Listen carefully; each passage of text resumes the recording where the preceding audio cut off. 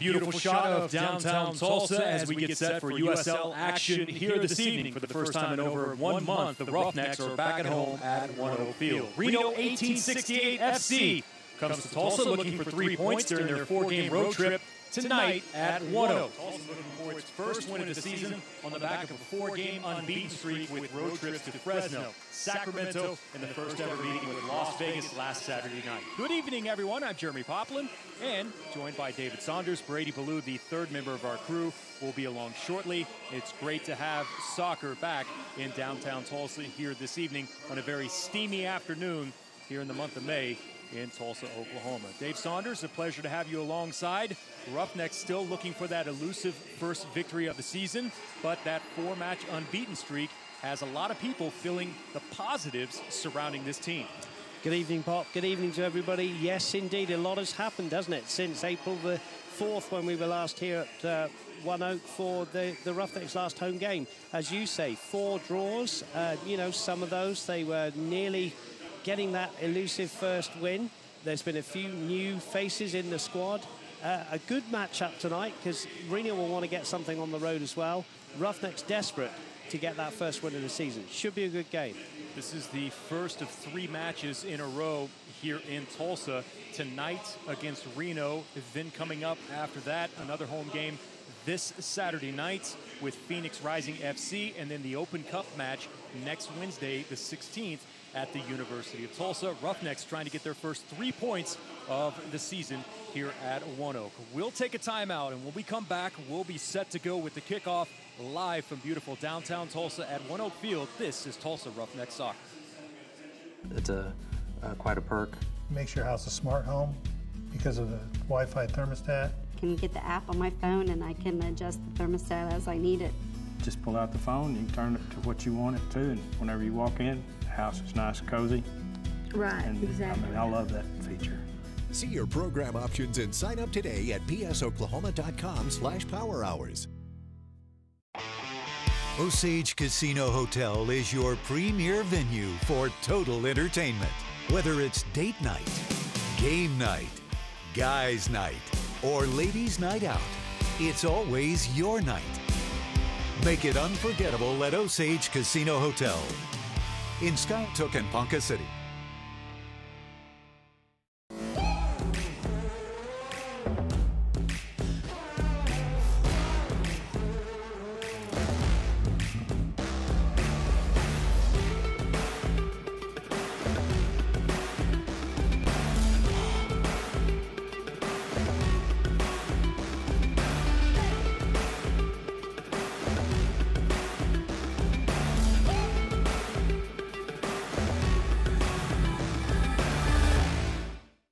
For 100 years, Tulsa has trusted Hillcrest Medical Center.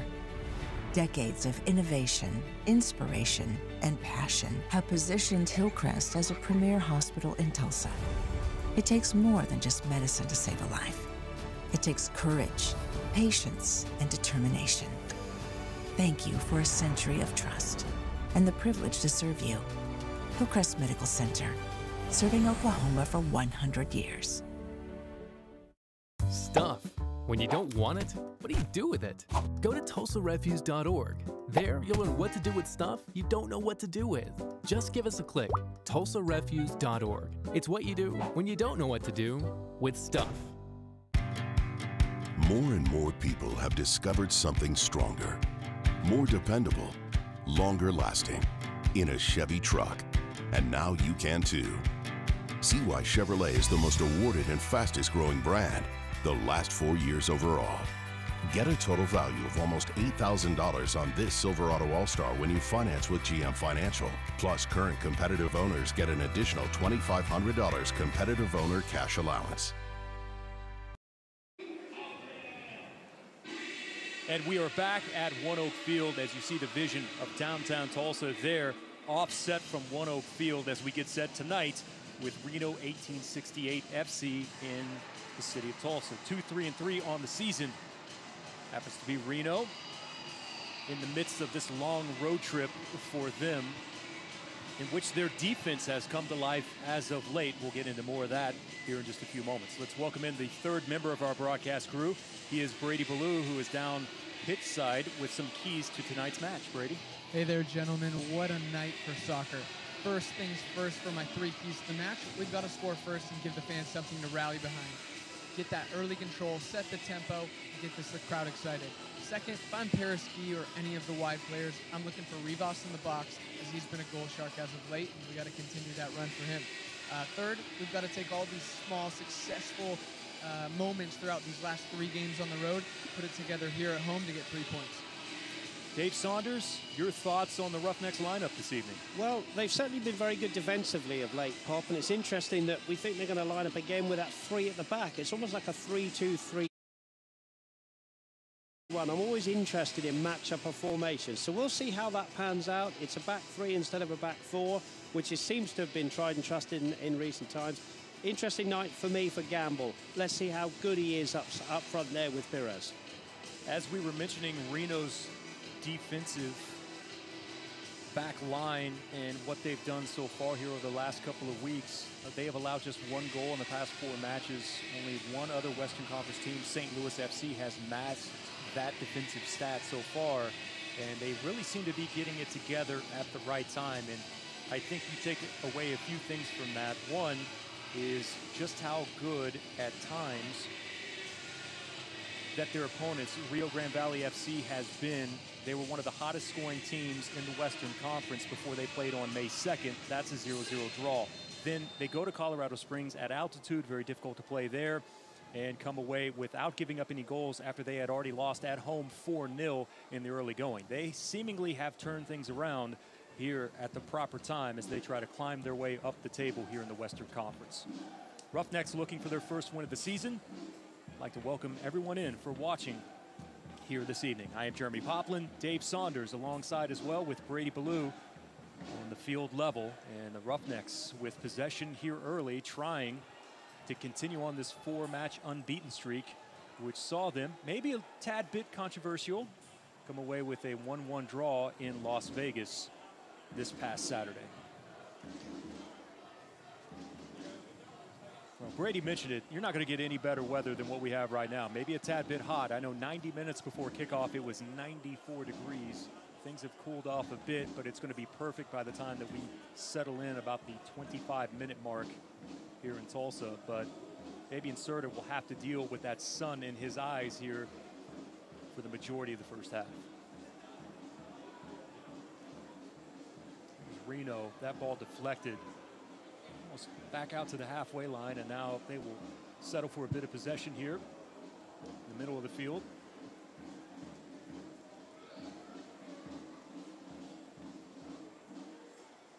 Roughnecks defensively, maybe just one mistake last week against Las Vegas that ended up costing them.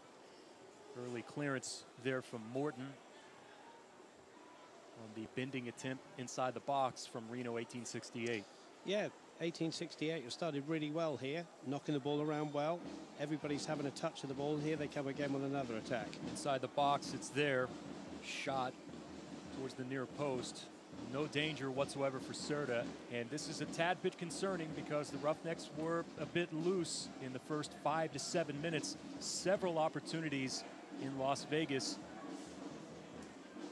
for the home side on last Saturday night before the Roughnecks finally settled in. Yeah, there you see that back 3 there of Munez in the middle, Jacinho to the right. Here is on the ball now, and Morton on the left. Ahead of them, there's Mirkovic, who will break things up in the midfield for the Roughnecks. Here's Levin, who is signed back with the Roughnecks. Signed with them back on April 25th. Spent some earlier time this season training with FC Dallas. More on FC Dallas here in a few moments. Here's Rivas. Rivas with the left-footed attempt. Not much on it. Knocked away there by the defender. And then Levin decides to have a go and sends that one 20 yards over the top of the bar here in the 3rd minute. And it's no coincidence to me, Pop, that since the signing of Levin, the Roughnecks have had a little bit more steel about them and haven't conceded as much. And, you know, we talk about back 4s and back 3s, but Levin is a good asset to the squad. He can play in several positions. He's actually wandered across to the left back spot now. I think that's more tactical against the way Reno's set up. But he's a good midfield player, and I like him. Levin was with the team last season, 6 starts, including that playoff loss to San Antonio. He's played in Mexico before, Puebla FC in 2014. Get the permanent resident status here in the United States. A spin move there in the middle of the field, and then a shove from behind. And this will be an extremely dangerous spot here in the early going for a foul, almost directly dead center in front of Serta. Yeah, Mirkovic with the foul there, and as you say, it's a very dangerous spot. It's a few yards out of the area, maybe about 23, 24 yards, but it's pretty much central. Maybe it's slightly left of center, but you would fancy this if you're out there, and a lot of players around the ball for Reno, and the Roughnecks need to be organised if they're going to keep this one out. It was Mafeka who went down, and you could see there clearly the forearm in the back from Mirkovic, which puts the Roughnecks in a precarious situation here in the 5th minute. And as you said earlier, Pop, keeper Serta's got to deal with his son as well. This is Kasipli. Mafeka decides to take it, curling. Serta got a piece of it to punch it over the top of the bar. And one more time called into action early, the same way as he was on Saturday night, to keep so far Reno 1868 off the scoreboard. Yeah, here's the replay. Good shot, good save. First corner of the night for Reno. A long corner, and kind of kept drifting there through the opposite side of the box, and now a goal kick coming up for the Roughnecks side. We'll bring Brady in if we can, Pop, for the first time. Brady, I'm just interested by Jonathan Levin's position tactically. He seems to wander out the left now. He's wandering in. Is that more about the way Reno's set up, do you think? You know, from my angle and my understanding, it looks like he's kind of been tasked with tracking Antoine Hoppeneau on those early goal kicks, just to see what his movement's looking like after that first knockdown. Antoine Hoppeneau is one of those guys we all know that is quick and puts goals in the back of the net. Yes, he does. He had quite the campaign last year versus the Roughnecks. Here from the center of the pitch, here's Gamble, only taken off the ball there. Morton tries to settle near midfield. Roughnecks are going to maintain possession. Guy finds Rivas. One-timer from Rivas to the outside. Guy turns, looks, has a little bit of space. Long cross looking for Binns. Binns, that one in the air, but not much on it whatsoever. And now Morton will try to track this one down and ends up saving the possession for the Roughnecks to Levin. I like the hustle here early of the Tulsa side. Through the center circle, looking forward there. Finds Perez. Mirkovic now spins away. Binns showing to the outside. Roughnecks will just enjoy a bit of possession here. There's Gamble. Quickly closed down here in the midfield. Communication there. It's behind Rivas, and now Reno. Dangerous giveaway here in the midfield. An opportunity there. Oh, great hustle on coming back there for Reno as a bend to deny the opportunity, because that was going to be a shot from Jairzinho. And Jairzinho has shown in the past that he is more than capable of putting that one on frame, but great hustle from a bend. Well, great hustle from a bend, as you say, and Jairzinho, you know, one of the back three. It just shows the modern game that even though you're playing back three, you can be up there in the attack as well. Captain Morel, Kasipli, shot directly at Serta. Serta punches it away. Roughnecks with possession now out of the 18. Ball forward for Rivas on a dead run, has it. Paced here to the outside and finally knocked away. Good work there from Partita, who is somewhat of a local hero there in Reno. Went to high school there at Sparks High School. Played his college ball at UNLV. As did Joaquin Rivas. 11 square has Morton. Morton in the lineup this evening because of the injury to Ugarte, who was subbed off in the 25th minute in the match against Las Vegas. Yeah, he was out there, Ugarte, before the game, having a bit of a fitness test. I think he's okay. I think it was precautionary. But he's a strong defender and can come on if needed. Morton has flashed signs in his early career. A rookie out of Cal. Getting the start here this evening. Knocked away there, Partita. Partita's effort and hustle are legendary. Some of the stories that you hear about him coming out of UNLV. Kasipli on the diagonal run from the corner of the 18. Handball there against Reno 1868, but they were talking on the Reno broadcast about Partita, and he tore his ACL at UNLV. And when he came back, the first day of practice that he was back, they had the Cooper test. And I'm sure Brady knows all about the Cooper test. It's my biggest nightmare ever. Which is what, 2 miles in 12 minutes? That's the one. Coming back off of his first practice from an ACL injury, Partita won. I mean, he was first. And that just shows you the amount of hustle that he's had the entire time, and was really a great player there at Sparks High School.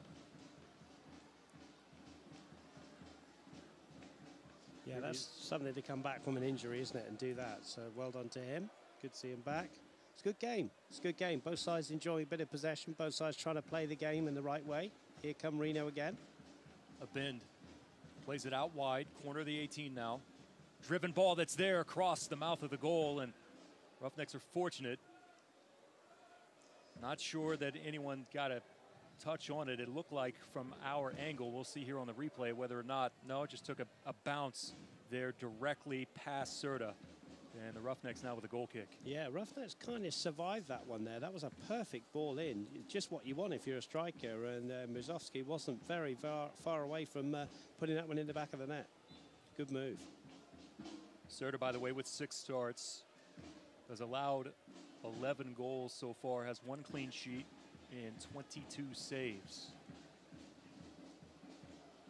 You know, these teams, both of these teams have struggled in finding the back of the net so far this season. Look at 8 goals for Reno, only 6 for Tulsa so far. Now, there's a large discrepancy in the number of shots in general between the two teams, but when you do the math on the conversion rate, they're still converting at about 10% each. Right. Yeah, it's a good matchup, this one. Defender played it off Binns for the goal kick on the near end. Binns is another one interesting for me. You know, he's played central midfield. He had that red card. He's come back from that pretty well. He's now playing out wide on the left of the 3 or the 4, depending on you know which way you read it. Interesting player, very physical, very strong player, very quick as well. So a good asset again to the Roughneck squad.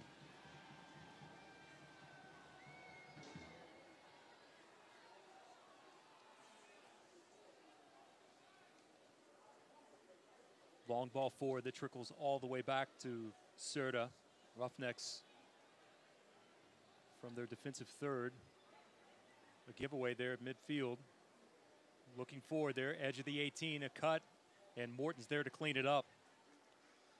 Yeah, that's where you bail each other out at the back, isn't it? He looked like he was in there, Misovsky, and across comes Morton to foil the danger, and that's where you help each other out as a back 3. You know, Misovsky really, I mean, they bring him in, and he's obviously the 30th overall pick out of Nevada. San Jose sees a lot in him, but he's being asked to essentially fill the role of Dane Kelly. And you know how big of shoes that those are for Dane Kelly, the just fantastic goal scorer in this league. And so far, the rookie has been pretty good for Reno here in the early going. Yeah, he's been very good.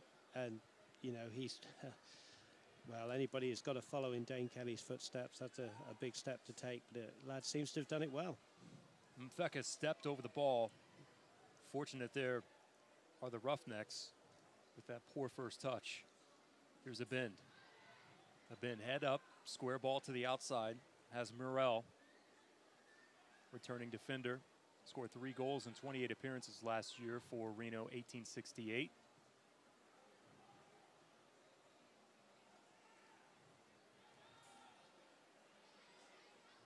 And a giveaway on the far end. Here in the 14th minute, the USL's official Twitter feed keeps you up to date with news, live game updates, and highlights from around the league 24/7. Follow at USL on Twitter.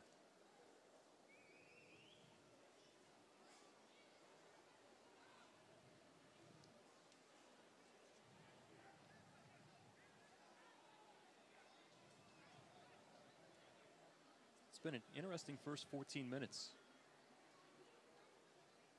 Yeah, I'll say it again. It's a good matchup, this one, isn't it? Both sides enjoying possession. We're not seeing too many efforts on either goal. And as you said, Pop, both sides have, you know, struggled to find that net a little bit. But anything can happen at any time. And I don't know if Brady, you would agree, but I think both sides have knocked it around, and it's a good matchup. Yeah, it's been a good battle so far. I think the Roughnecks have to be pleased with John Perez hold-up play early on these first 14 minutes. He's knocked down a few good chances. And then, I mean, for Reno, they're away from home. They need one goal just to kind of settle things in. And, you know, you can get that from the hustle Musovski or Antoine Hopino's speed. So it's something the Roughnecks are going to have to pay close attention to in the next 10, 15 minutes. You know, this is quite the road trip. It's a good move there towards the byline, keeping it in. Finally cleared out of the 18 to Bins, now 11. You know, rather lengthy road trip here for Reno. You know, at Rio Grande Valley, then you go to Colorado, to Tulsa, and then they're in Sacramento coming up on Saturday, Dave. So there's a large number of miles in a very short amount of time. Yeah, and, you know, Reno have got to do it. And we know from the Roughnecks perspective that, you know, they do a lot of miles as well. But, yeah, you're right. It's quite the trip. And then to go back and play in California on, you know, on Saturday night, that's tough. Tried to slot that centrally as Sipley was showing there in the center of the box. Somehow kept in play there towards the byline.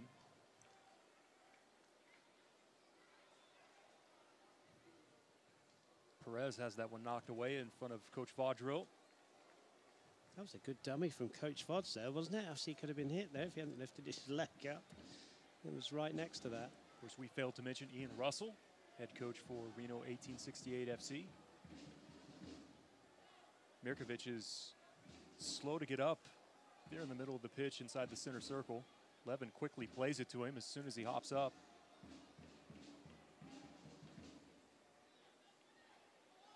Here's Guy.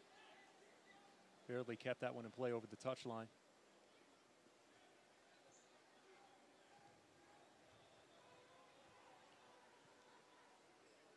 Roughnecks have settled just a bit, not nearly as direct, but a bend steps in front of that wayward pass.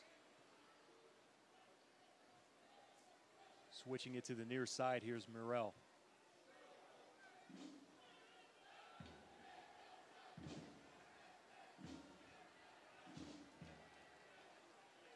Good tackle there from Levin in the midfield.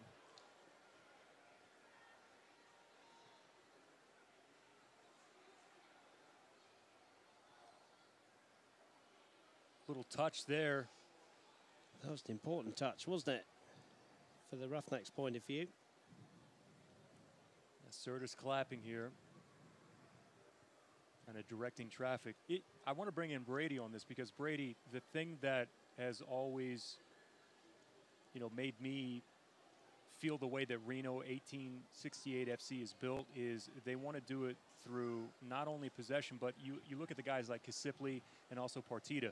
Both these guys are connecting. I mean, you're talking success rate on passes in the 80%.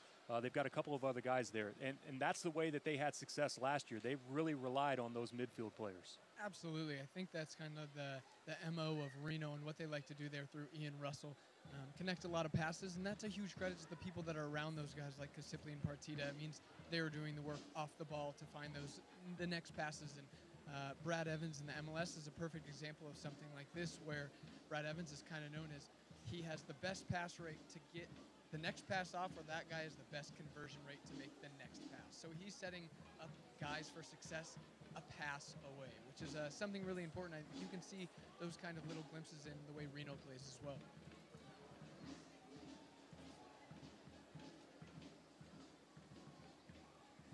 '18th minute.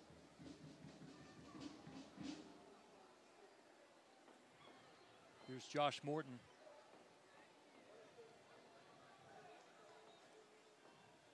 Looking for Benz. Perez centrally for Mirkovic. Guy is showing. He's passing there from Tulsa. Good defending as well from Morrell. A little bump there from behind. It's interesting to me, to see Jairzinho up there, and he seems to be able to get into the attack. It's obviously something they've worked on, Pop, because you've got a back three. You think, well, I'm not sure we want one of our defenders up there, but that's twice now he's been up there in the attacking third. Committed the foul there, probably what we call a good foul, isn't it, when you get your team back and you sort your formation out. But interesting to me that he gets up the field like that. Well, you bring up Jairzinho, and he was in a position like that because he got credited for the assist on Baccaro's stoppage time goal for the 2-2 draw with Fresno on the 18th. That was set up by Jairzinho. Yeah, he's an important player. He's done well since he's come here. I like him, and I say again, good defender, but not afraid to come forward in the modern game. Really good.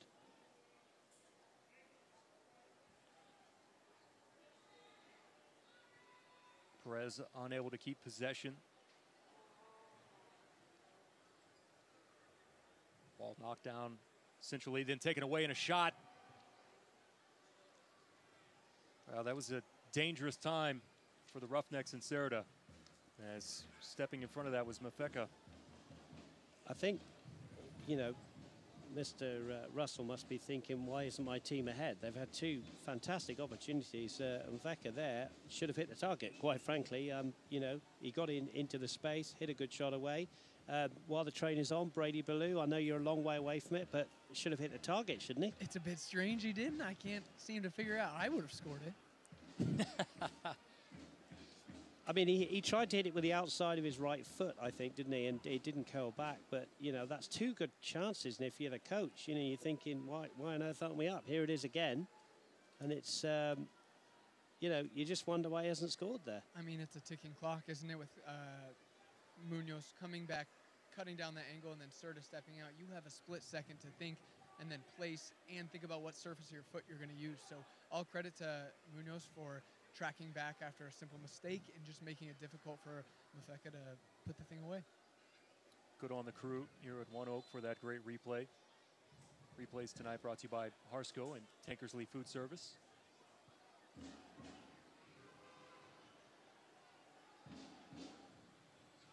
Levin fighting for it there, center of the circle, has Morton. Easy play ball for Gamble. Rivas calling for it there in the center of the pitch.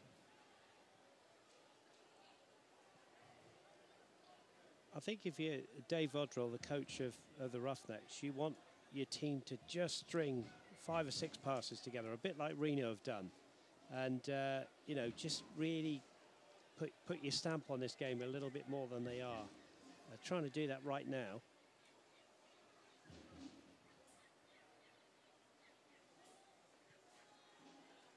Reno essentially owns this series with Tulsa 2-0 after their victories last year.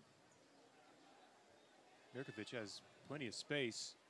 Right foot across onto the boot of Benz. Benz settles, cross of his own.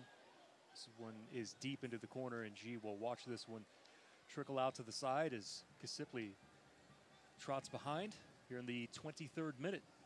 Yeah, good switch on the Roughnecks, but Binns just over-hitting that one, and everybody watched it sail over, and it's just out for a goal kick. But as I said, Coach Roger will want them to put more together in the attacking third and build it from the midfield, and it hasn't quite happened for the Roughnecks yet, but Reno have certainly enjoyed the lion's share of possession. There you see there the Select Ball, the official soccer ball of the USL. For the latest Select products and special offers, please visit selectsportamerica.com. Receive free shipping on orders over $50. Foul in favor of the Roughnecks.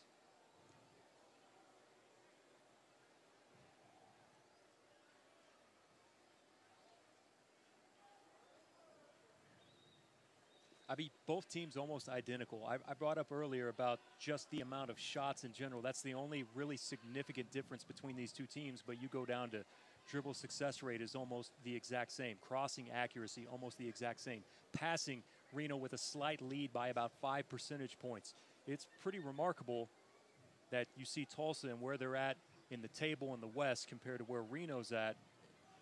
And there's not much that seems to be separating these two teams, at least statistically right now. The big difference, obviously, is wins on the season. Yeah. You're right, and not a lot separating them on the field before us either at the moment. Here come the Roughnecks, though. There's Morton. Driven ball there, looking for Guy. Flicked on there by the defender, and this will trickle over the byline for the first corner of the night for the Roughnecks. Rivas. Interesting topic in the world game at the moment, Pop, is do you bring everybody back to defend a corner? And Reno are saying, yes, we do. Everybody just inside the box now for Reno, defending this corner. In-swinger from Rivas, knocked away. Another corner now. It's a low curling ball. Jusinho was the closest Roughneck player there. One more time from Rivas. Much better ball looking there from Morton. And now a foul here inside the box in favor of Reno. Yeah, Jusinho acknowledging there to referee. Yep, I was a little bit late timing that one, but good attacking little flurry there from the Roughnecks. Ends with a free kick inside the area for the keeper. There's Rivas. How about that homecoming last week to Las Vegas? I saw the photos from the family members that were there in support of Joaquin. Has a goal. Doesn't get much better than that. 4 goals on the season so far, which has tied him for 4th most in the USL. Leading scorer for the Roughnecks. Yeah, it's a great finish as well, isn't it? But like you say, go back to your old stomping ground and you score a goal like that with the family around. Fantastic. Oh, that's a tough collision there as Binns. Brady, you were right there. Binns immediately went to the ground and grabbed his face, and we'll have our first yellow issued on the evening. That's a tough collision. Whew. Came in hot. Looks like Carroll got his feet kind of tangled up, and Binns didn't really have anywhere to go besides straight into Carroll. Now hopefully the Roughnecks can build off that. But, I mean, Reno 1868 has some big boys in the back that are brilliant in the air, including Brent Richards, a guy from the University of Washington who's not necessarily built in stature, but that guy can climb a ladder. I tell you what. Well, as tough as Binns is, and you just look at the way that he's built, I mean, he essentially just ran into a brick wall in Zach Carroll, 6'4", 185.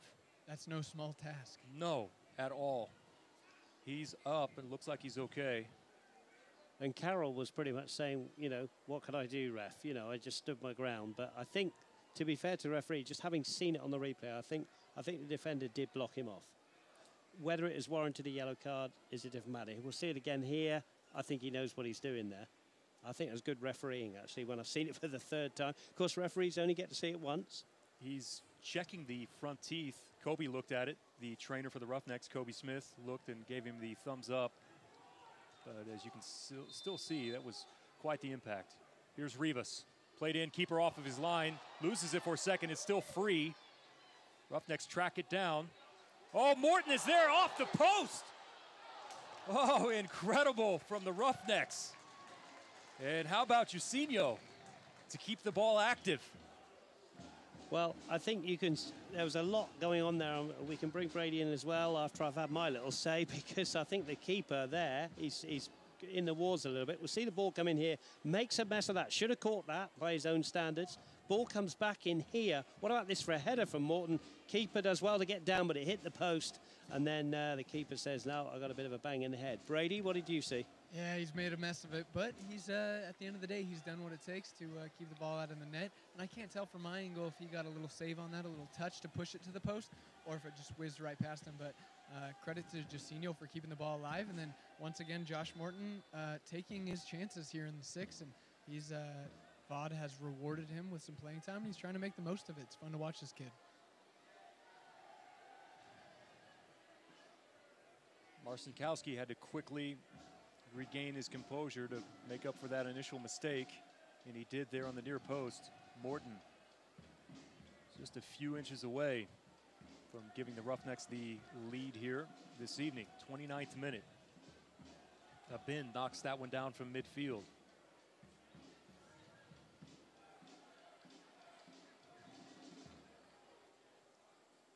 Taken away there with Rivas.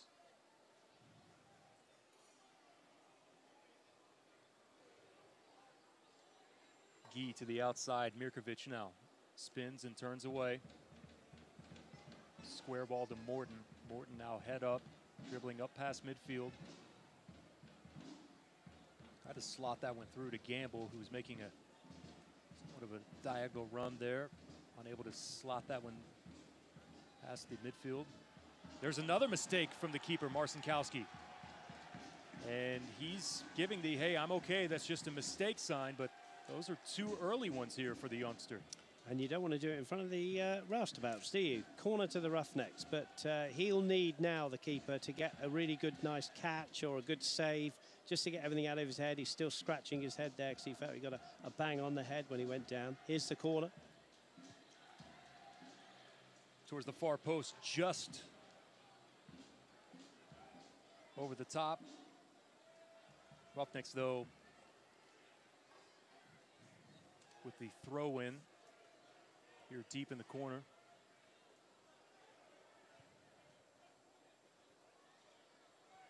Gee's throw. Flicked on, knocked out of the 18 now. Levin. The header tries to play back inside the 18, and this is where the Roughnecks have to be careful on the quick break.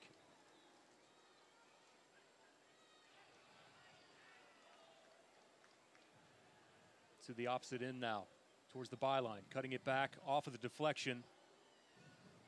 And a host of Roughnecks defenders surround Reno 1868. Played out of the danger area. You're right when you said they've got to be careful, the Roughnecks, with this Reno side. They break very, very quickly. So quick. Man overlap, and here they got another chance. Here's a giveaway. Here's Mafeka. The tackle that's there. Serta off of his line to knock it away. Then another tackle here in the corner of the box. Referee says play on. I think that's Kasipli who's, no, it's not Kasipli that's asking for a call. Well, and the coach, Mr. Russell, has gone to the fourth official and said, why on earth wasn't that given? Here's Binns at the other end, though. Boy, hop ball from Binns, settles it, and then the blast. Oh, you could see him setting that one up. Just like we've seen in times past here at One Oak, Michael Binns has an absolute rocket, and he's not afraid to test the keeper from distance. Do you know, Pop, that tackle at the other end, you've got to be so careful these days. And, you know, there was a claim there for a penalty and a very good shout for a penalty. It was waved away by the ref, who was in a good position. But here come Reno again, and that was, got to be careful in the box. Morton doing a great job in that sun. Just tracking back with that ball that was in the air. 3 steps back, continues his run forward. Perez knocked off the ball near midfield.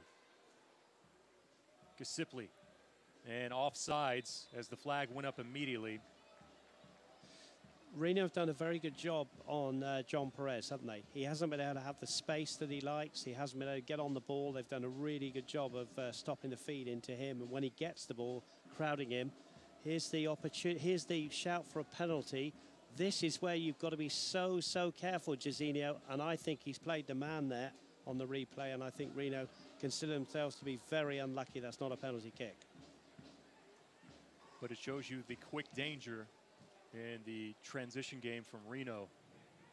I can only think that the official, you know, thought that he played the ball. You know, the ball going away there, but on the replay there. And maybe from his angle, kind of tracking from behind at that angle, maybe it did look like that he got the ball.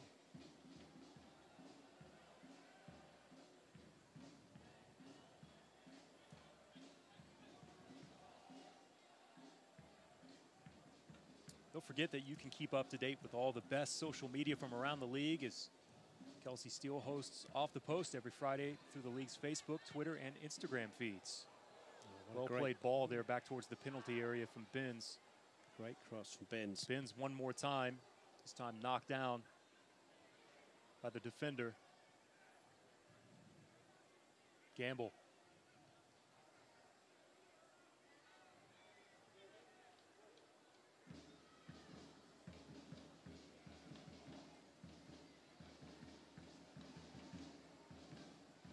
Rivas spins away.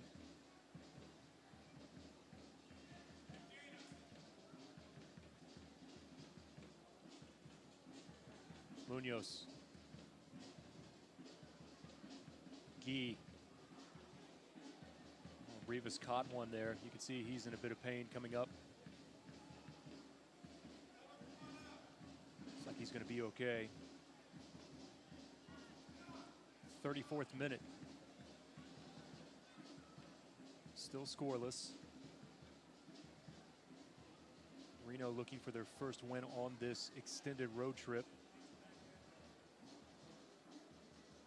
Tulsa looking to extend their unbeaten streak and first win of the season.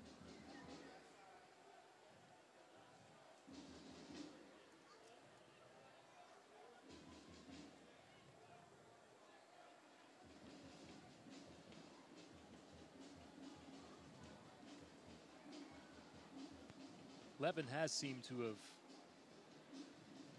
settled things a bit since coming back into the lineup from last season. I think so. I think him and Mirkovic in the midfield there, they share the workload and they allow this man to go out wide, Michael Binns. And he had to play early doors. He was playing in the midfield, wasn't he? Now he's out wide on the left, and we just saw a quality cross from him. And so that's got to be good that Levin's in there. Binns is out wide. That's all good for the Roughnecks cause. Brady, we just saw Binns take a little bit of a bump there. He is so difficult to take off the ball. He's so strong. It takes a squad of guys to move that dude off his line. Wherever he's going there. But no, we should all be pleased with what we've seen from Binns out wide so far. It's nice to have a left-footed guy on the left side of the field to swing in those dangerous crosses. And yeah, I think Jonathan Levin is one of those guys training. He's the guy that's working hard. He's staying after. He's doing all the extra work, and he does that preparation right when he gets home and takes care of his legs. That guy manicures his legs like nobody I've seen before. But if you've seen his legs up close, I mean, they are it's like the seventh wonder of the world, those things. Impressive. A bend. Has help to the outside.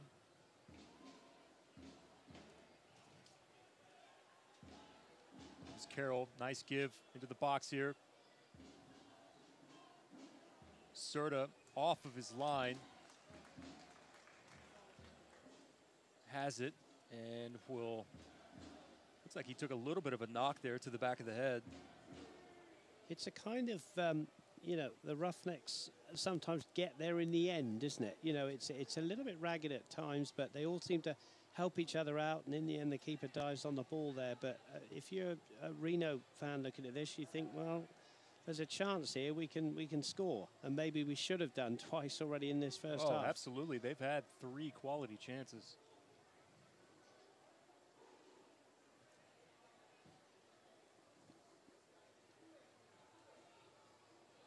That's a wonderful throw. Long throw in. Wazowski cuts it back there, plays it across. And I think that was Morton that got to the ball before Mfeka could.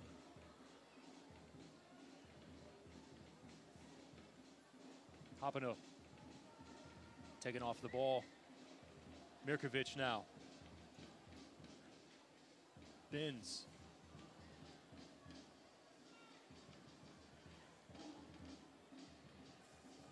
Boy, Gamble was all alone here in space, wide to the near side.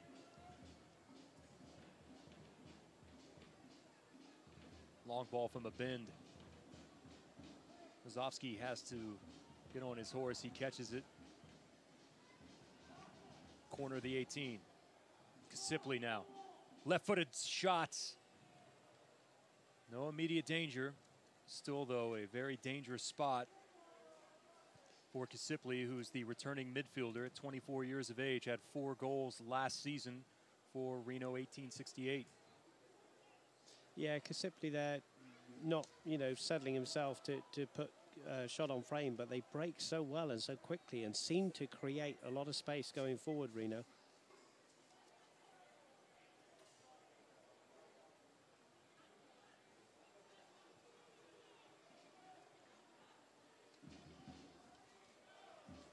Joaquin step over. Mirkovic now has to pull back. Levin. Good ball work in tight space. Long cross looking for Binns. Brent Richards is there.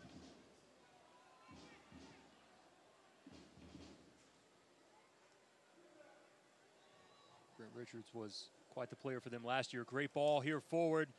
Mafeka, and Serta comes off and tackles him off the ball.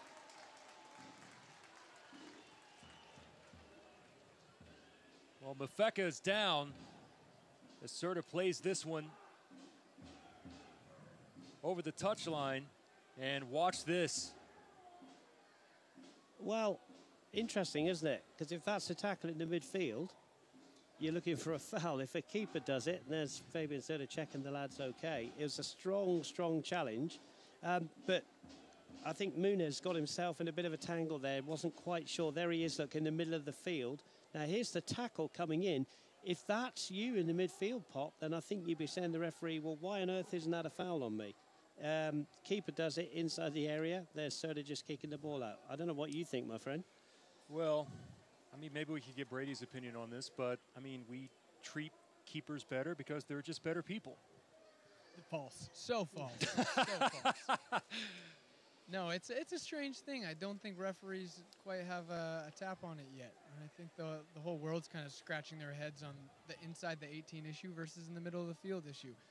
These fouls aren't called the same, and it's a difficult position for the referee to be in, for the player to get in, because the player's looking for it more in the box. Absolutely. But a foul's still a foul, and I'm 80 yards away from this one. But, I mean, it's a difficult challenge, puts the referee in a bad spot. So I understand the no call. We'll see it one more time. Yeah, we should say that Brady doesn't get the opportunity we get of seeing the replays. We're just seeing it again, Brady, and it was certainly... Must be nice, fellas. Must be nice. He's out there in the sunshine. But, you know, it was a strong challenge, Brady. Let's put it that way. A strong challenge, which I'll say again, if it's in the centre circle, I think the referee blows his whistle for a foul. By the way, they're helping Lindo off on the far end of the field.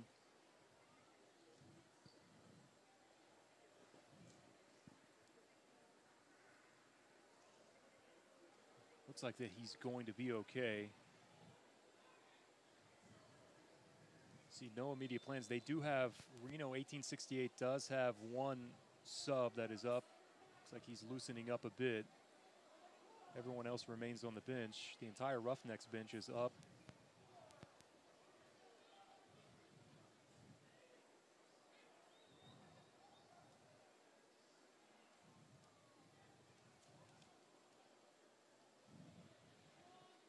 Long diagonal ball looking for Binns. Header back to the keeper. Has it. But with what we've seen so far, you want to keep some pressure on Marcinkowski to see if he just might make the third mistake of the first half. Yes, it's a few minutes now, isn't it, since his couple of mistakes. But the Roughnecks haven't been able to quite put pressure on frame. Also back there from Jacinho to stop the penetration from Reno 1868.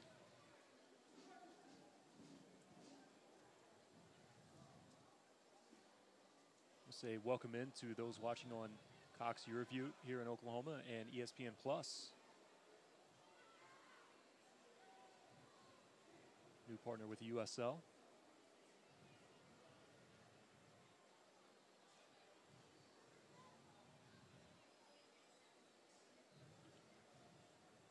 Both teams trying not to concede here in the final moments of the first half.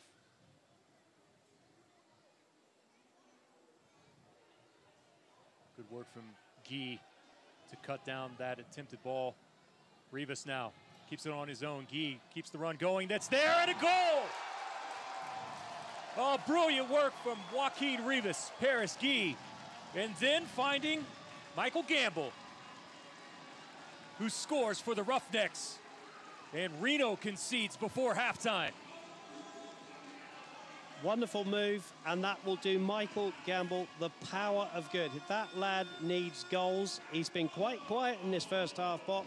He's not had much to do. He's not been able to have the ball to his feet. Great cross, just what you want from a striker. Blasted home by Gamble from, 8 yards out. The perfect way to go in at halftime for the Roughnecks. But none of this happens, and I hope when we see on the replay, we go all the way back to where Paris Guy cuts down that attempted ball from Reno near midfield And when he does that, that's what creates that opportunity. It is going back it's the little things, Dave, that help propel a team on to get their first win. And all the credit to Paris Guy. Yeah, there it is right there. There's Rivas, who has a full head of steam here, head up, knowing he's got help to the outside, and we'll see him dump it off here. Beautiful dump off there from Rivas. Perfect cross. I mean, if you're a striker, that is the perfect cross, isn't it, Brady Ballou? It's absolutely ideal. And to the opposite end, Reno now with an opportunity. Save from Serta. Oh, and Serta now is calling for help as he is down. Well, if you're the coach of Reno, Mr. Russell, you must be thinking there, how on earth are we 1-0 down, Pop? We've had opportunities. Okay, the keeper's made a good save there, got injured in the process. But if you're the manager, you've got to be thinking, this is crazy, this game. We're 1-0 down. The Roughnecks have hit the post, okay, and then they've scored with their second attack. Here's the replay again. Ball across. That should be a goal. And so I think he got a little inadvertent foot cleats, I think. But, you know, Brady Ballou, you know, has disappeared from the sideline. But he would say, you know, as a striker, you've got to be putting that on frame and scoring those. Absolutely. It's a tough thing. However, I'd really like to focus on what Paris Guy did in that last sequence for that Roughnecks goal. It all comes down to little things. Paris Guy is a guy that works tirelessly at training and after training, doing little things. I had the pleasure of sitting down with him right before the season kind of got going. And, I mean, that's a level-headed guy that's willing to put in the work. And then now you can see on the replay here at the stadium that him and Joaquin Rivas once again connecting to create another goal. What's that, their 5th connection for a goal? And it's that belief from Rivas there, Brady. As you can see, he started to attack full head of steam, kind of hesitated a bit there to let Guy catch up with him on the outside, but he was always keeping his head forward and then with a quick nod to the outside. But how many times have you seen a player that makes a great play near midfield like that and doesn't continue on his run? Oh, time and time again. And I think Joaquin and Paris have this great understanding so far this season together. They must spend a lot of time on the phone together because they're just on a totally different page than everybody else, and they're connecting like nobody's business. Stoppage time that's been added here at One Oak. 4 minutes of stoppage time after that last injury there to Fabian Serta. Another incredible save from Fabian because Hopino played a brilliant ball off to Mazovsky and just couldn't finish.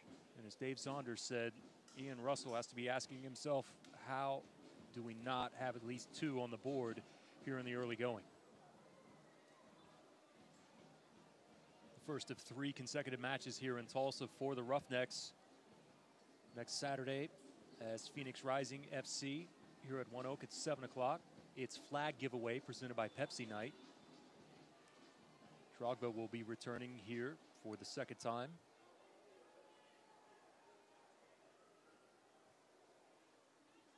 Mirkovic down in a bit of pain. Looks like he's focusing on the left ankle there for Mirkovic. Came over from St. Louis FC. Spent time in Sacramento and Orange County. He started all 7 matches this season in the defensive mid role. 3rd on the team with 592 minutes played coming into tonight.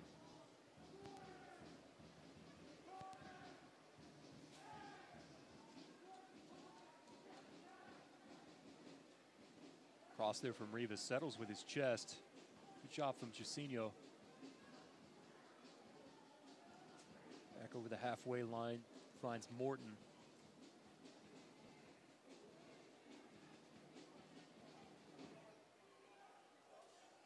Saw the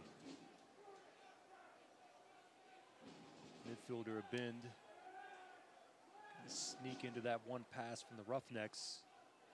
Carroll has already been booked on the night. Mirkovic almost picks his pocket, and now a foul on Mirkovic. Carroll with a little push on Rivas from the chest. He wanted to get things going early. Rivas trying to stall. Levin.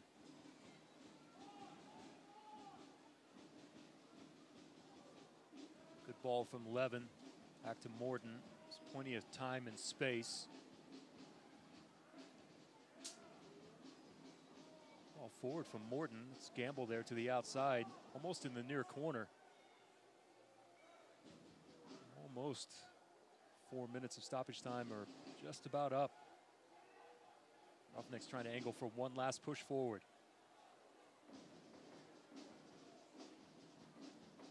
Gamble has options now. Binns overlapping. Drilling ball from Binns, just a tad bit heavy off the boot of Michael Binns, and that will do it for the first half here in Tulsa. Well, it was a late goal there from Michael Gamble, who joins Tulsa after enjoying an outstanding college career at Wake Forest, where he had scored 24 goals and 20 assists, both tied for 13th all-time in school history. And then, of course, his time with the New England Revolution. But he scores here to give Tulsa the 1-0 lead here at halftime. We will go down onto the field level with Dave Saunders in just one moment, so we can hear from the head coach, David Vaudreuil. Coming up at halftime, Brady Ballou will join us here in the booth as we break down the first half's action. Vaught is making his way slowly over to Dave. And that's where we will hear from the head coach, who has to be pretty happy with his team's resilience heading into halftime with the 1-0 lead. All right, Dave Saunders is standing by with the head coach, David Vaudreuil. Dave Saunders, take it away, my friend. Dave Vaudreuil, your thoughts on the first half, particularly with your side going in 1-0 at halftime? Well, obviously, very happy we scored a great goal, but I thought we were very sluggish, very slow with the ball, not being too smart. Gave away a ton of balls in the middle of the field and gave them a lot of breaks. We know they're dangerous. They've scored 6-7 goals on us last year, so we just have to be much smarter with the ball and be smart and be aggressive when we go forward, and then mark up, and you can't just leave them all alone for counterattacks. But we scored a beautiful goal, so I'm not sure we were the better team over the whole 45 minutes, but I'll take it, and we should be able to go out there and got to go win the second half. Really quickly, pleased for Gamble to get that one? Very much so. I mean, told him he's got to go out there, work as hard as he can on offense and defense, and get in the box and score goals. So I'm very happy for him to score a beautiful goal. We'll let you go to the team there. That's Coach Vaudreuil, and more after the break. We'll be back with a halftime show very soon. Hi everyone, welcome to another episode of The Breakdown. Really excited to analyse the plays of the week this week. We even have an ESPN Sports Center #1 in the top 10. I hope you enjoy. Great little move there from Cooper. Sends it across. It's Jamal Johnson. The first play from Jamal Johnson here is his goal. If you watch when he picks the ball up, he has almost like a 8 to 10 meter radius around him, and that's created by his movement and his space. You know, he's recognized that when he's going into the box that he doesn't need to make the first post run, he doesn't need to make the far post run. It's an extremely difficult finish, and it's coming across his body, and he makes extremely good contact on the ball. He uses the pace of the cross and slots it right into the corner. To have a completely open view of what's happening. Oh my goodness, what a goal! I don't think there's any doubt as to why this was the #1 on the ESPN Sports Center. It's a very special thing for a player to see a goalkeeper off a line, especially from a goal kick, because he's not expecting the ball to bounce to him, especially the way it bounced to him. So when the ball did bounce to him, I think that he just thinks, why not? And he's just shown everyone there is the technique that he has, but he also showed me what I feel as though is the mentality of a player, which is something that we've not seen yet this season. I think it's fantastic. Francois takes it away, plays it back, Brett holds, scores! Yes, what a great pullback. Francois' defensive play here is what creates the goal. You know, his teammate loses the ball, he takes a bad touch, but he doesn't give up on it, and he persists, and his reaction to the turnover is fantastic. And then Brett can either do one or two things. He can take a touch or he can finish it first time. The defender thinks he's going to take a first-time shot, and that's what then allows him to have the composure to relax, take the touch, and it's a great finish. Manila makes a meal out of that one. Now Ledesma on the breakaway, and it's 3-0 as he chips Maxi Crepo. This goal for Cincinnati in the 76th minute is a lot about anticipation for Ledesma.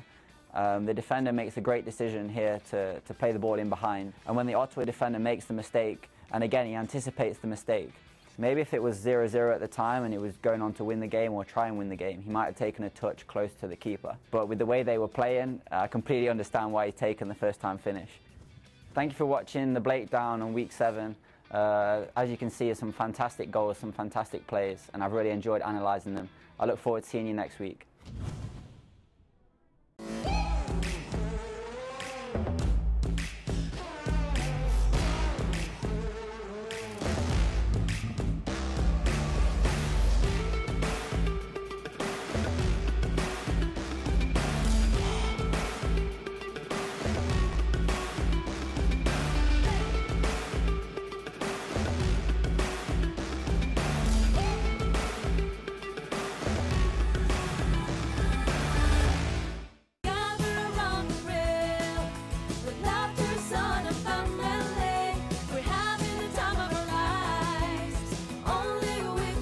Supermercados Morelos has the perfect ingredients for you to enjoy. T-bone steak as well as carne asada and specials every week to have an unforgettable time this season. Only with Supermercados Morelos. Only excellence passion to serve you is our mission.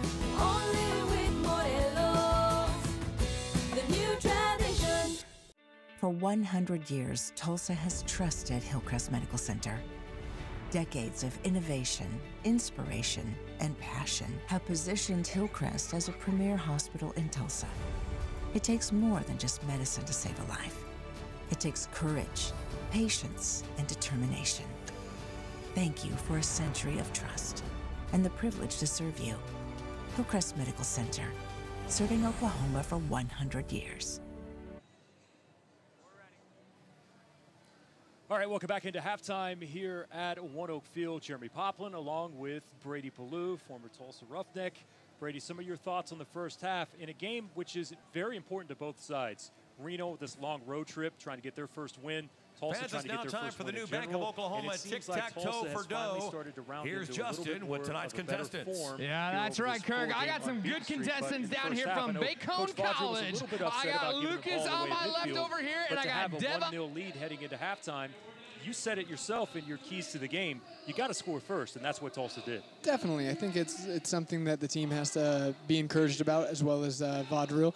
This is kind of the thing that these fans are dying to have, is that lead early on in games so they can really fuel the team and really get behind the guys. I think Vaude should also be encouraged by just the hustle all throughout the game. Guys like Jonathan Levin holding it down the middle. And, yeah, we've had some sloppy turnovers, but at the end of the day, that's going to happen. It's how you deal with it, and we've seen Serta have to make some good saves.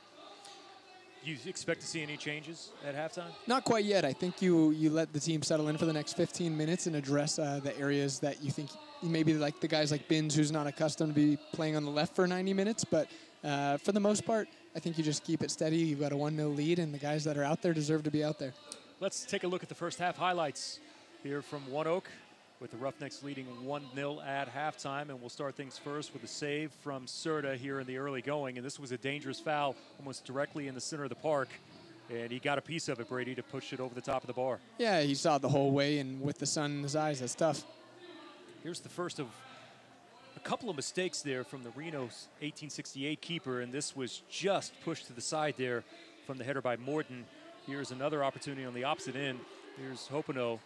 And you saw the foul that's there, and we talked about it back and forth. It was definitely close. You've got to be very careful in today's game. And here's the Serta tackle.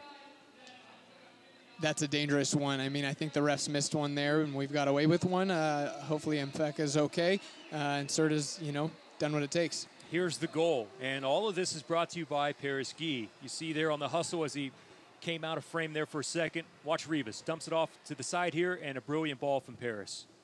An absolutely fantastic finish by Michael Gamble. Rivas is patient here in the whole build-up, waiting. He knows exactly where Paris Guy is, being patient until he dumps it off. And then it's just Michael Gamble being patient and finding that open space. He doesn't try and get in too close.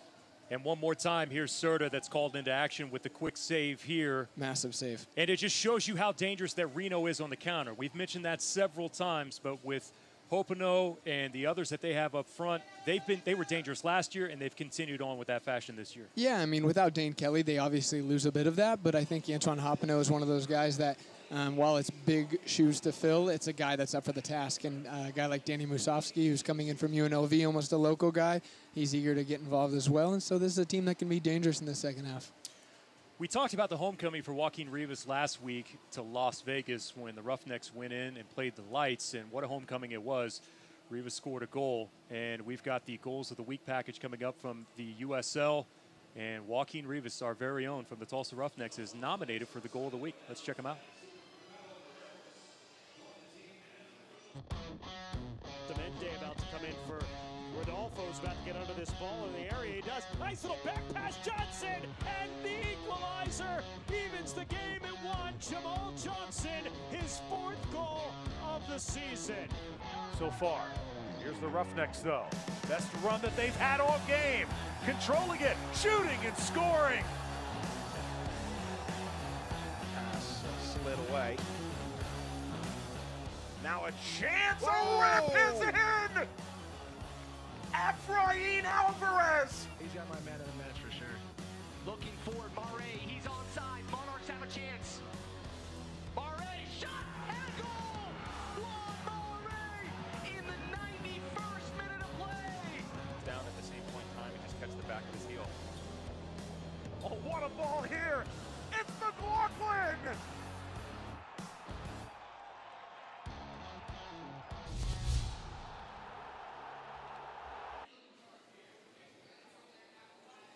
A friendly reminder that you can log on to uslsoccer.com and vote for the Goals of the Week. Now, we won't put any pressure on you to vote for Joaquin Rivas, but Rivas' goal was rather fantastic. Remember, in the homecoming there in Las Vegas, in front of friends and family. That is a very important part of this. All right, so before we take a timeout and take a break and get set for second half action, what do you expect to see out of the Roughnecks here in the first couple of moments of the second half? I think Vaught will be very clear and consistent in his message at halftime and say, be disciplined in everything they do. Make that consistent pass. Make the safer, idea happen. It's one of those things that I think the Roughnecks have lacked earlier in the season, but it's something that I think guys like Jonathan Levin are bringing into the fold, and we've got some depth on the bench now, and so if the guys that do come in, they'll be clear on the message too, and hopefully they can put another on the back of the net. And I think that it was a little bit of a feeling out process with going with the 3-man back, but I think you're starting to see that has truly paid off for the Roughnecks. Yeah, there's definitely a vision for the Roughnecks to go with that route, and it's starting to pay off now, and let's see if Reno 1868 can kind of figure it out, tinker with what they're doing, and I think Ian Russell will be, a little bit disappointed going into halftime, but he'll have a demanding message for his team. Always dangerous is Reno 1868. Don't forget, coming up on Saturday night, the Roughnecks are right back here at One Oak Field with Phoenix Rising FC in the house. It is Roughneck Flag Night presented by Pepsi.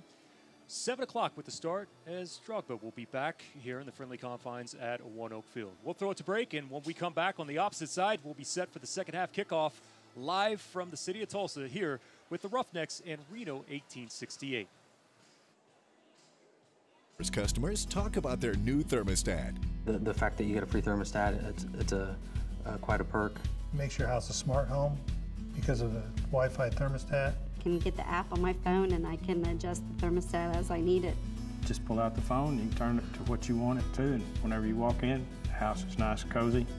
Right, and, exactly. I love that feature.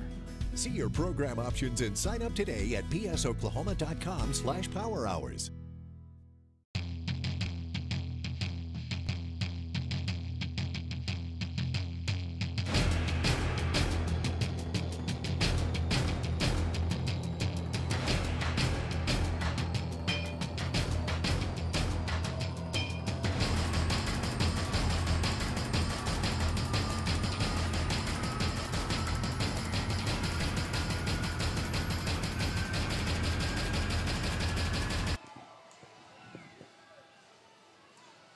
All right, welcome back in. You see the sun starting to set, shining off the buildings here in the city of Tulsa.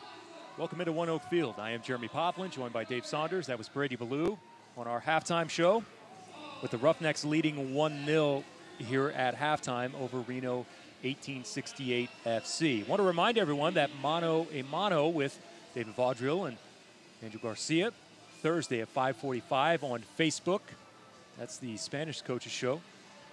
Then the Pop and Vod Show Friday at 1 o'clock on Facebook as well. So we've got you covered there before the Phoenix Rising FC match on Saturday at 7 o'clock, where it's flag giveaway presented by Pepsi. But the Roughnecks still have 45 minutes here before we get to that match on Saturday, Dave Saunders. And your thoughts on Coach Vaught, his temperament, and what he had to say heading into the locker room at halftime.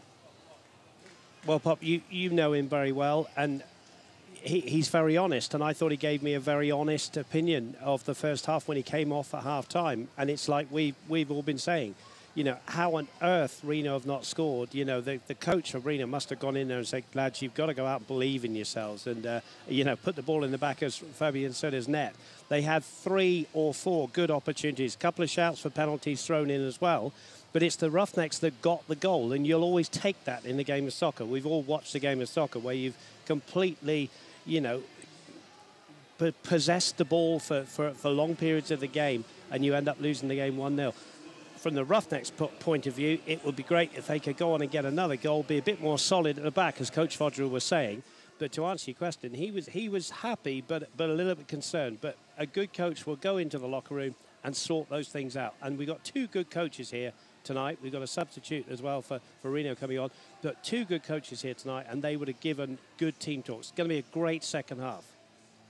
That sub that you mentioned will be Brian Brown, number 99, on for Guy Abend.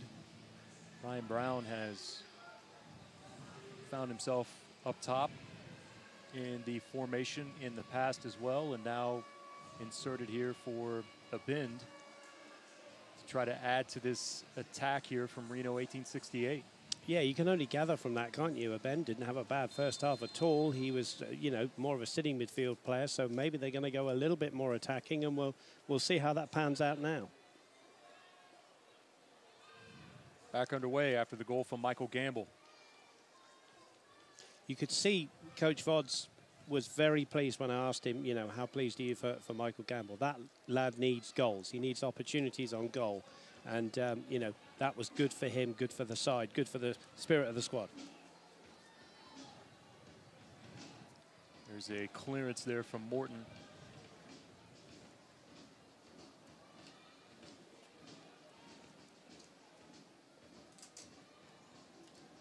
Also another sub here for Reno that we will run down for you here in just 1 second, as 2 changes here at halftime for the visitors.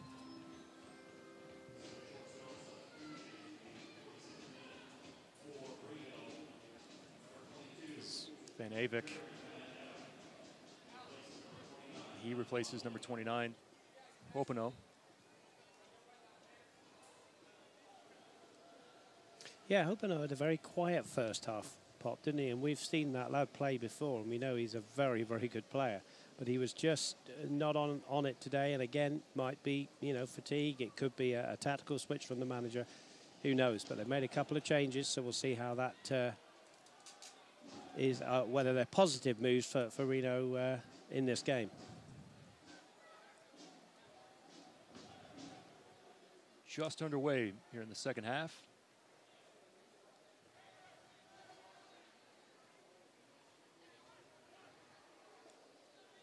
Out wide, settled there on the touchline. Benz tracking. That was Richards, who's up off the back line, cutting into the center of the pitch. There's Brian Brown, who he's there for Kasipli.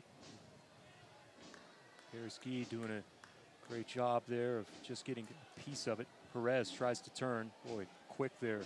Helping back, though, is Partita.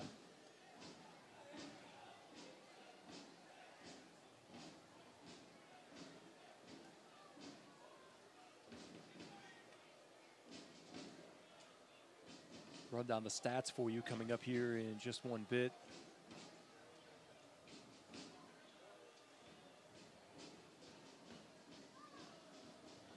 Long ball here over the top. 2 options there, running onto it.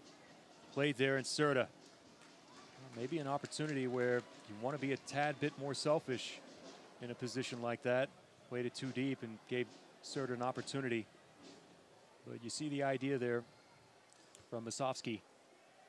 Yeah, it was a long ball, wasn't it? And just for a moment, there were two Reno attackers and nobody in a white shirt around them. But in the end, it was the wrong ball played, wasn't it? And like you say, I think you've got to be a little bit more selfish there and go for shot on frame.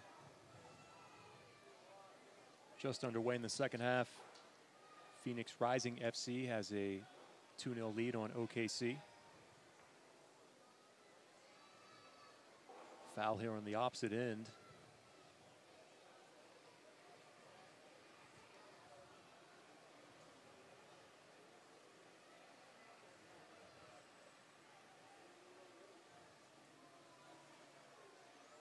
We can say that Didier Drogba was not amongst the scorers.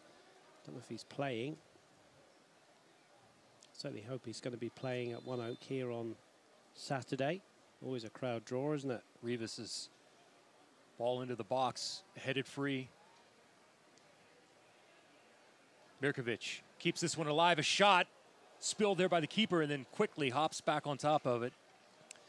Well, well done, Mirkovic. You don't see him having too many shots. He struck it pretty well. Here's an attack at the other end. Good save by the keeper, who needed that save after the couple of mistakes in the first half. Had a little bit of a bobble there. Did Marcinkowski had to quickly regain possession.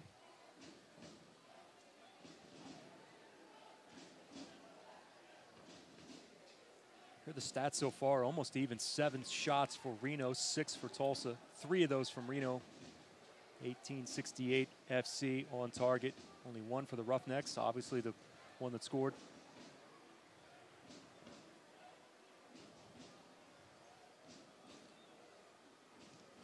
Possession by far favoring the Roughnecks. The lion's share, 60% to 40%.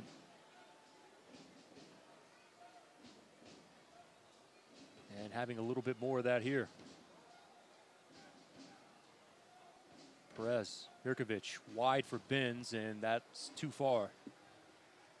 You know, Benz has got some speed on him, but that was just a tad bit much. Yeah, Mirkovic just overhitting that one.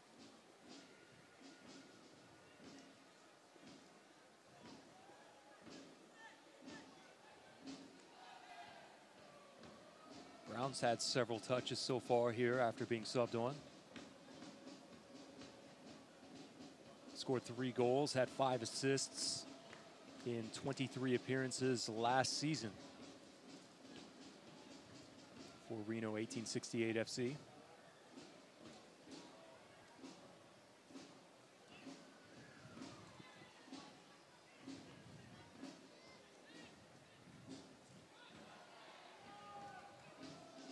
Morton now back to Serta.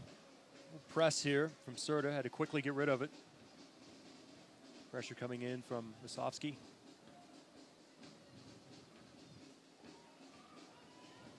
Rivas now. Try to go right at the defender. Out wide, Gamble, who just scored his first professional goal. That's to the edge of the box. That's behind Rivas, so a giveaway here from Roughnecks.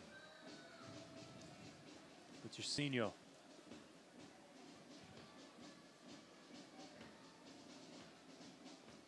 Still showing to the outside, a run there. Ball from Mirkovic.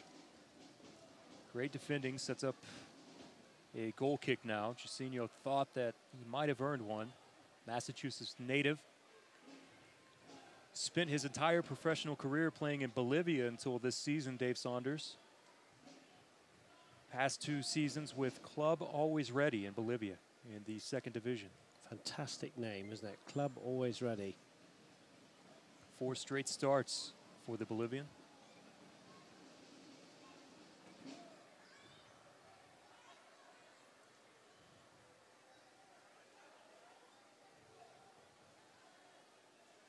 Of course, the big news before the match, Club made the announcement yesterday that Jesus Ferrara is on loan from FC Dallas, 17-year-old.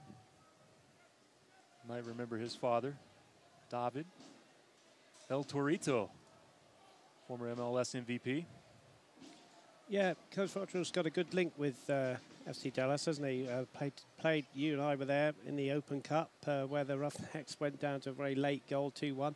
And they've got a good relationship, haven't they? It's not the first time that the Roughnecks have had a player on loan from FC Dallas. Pretty special players, Jesus.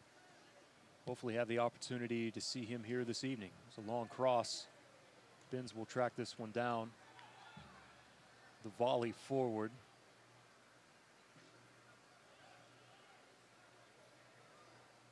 "17", you said. 17 years old. 17.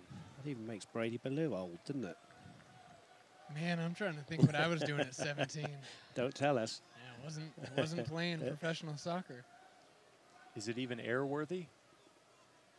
No comment. Yeah, No, I was probably going to prom with some senior girl or something like that. Something impressive. Second youngest player in MLS history to score a goal at 16 years of age. You see him warming up there. There's a ball towards the near post from the header. There's a great run there from Brent Richards, who last year had 2 goals and 3 assists, just narrowly missed. And the pressure continuing to be applied here by Reno 1868.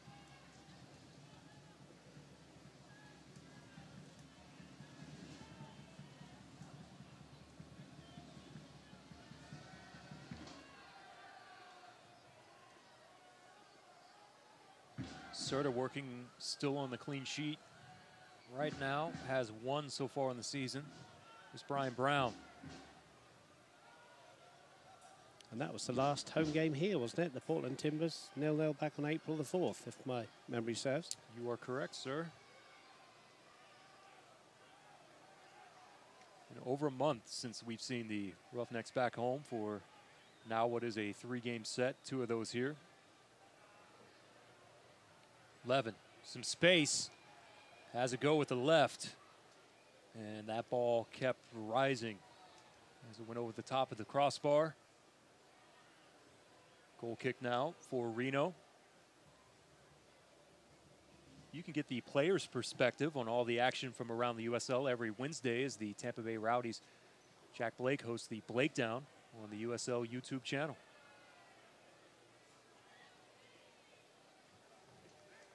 Out wide. Several runs inside the box. Kasipli was showing there behind Jacinho. Blocked down.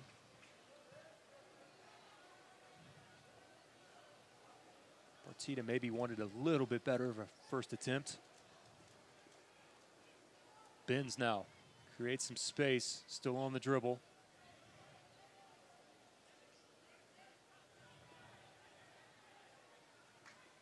Guy, who so far has worked himself into man of the match, at least in my opinion.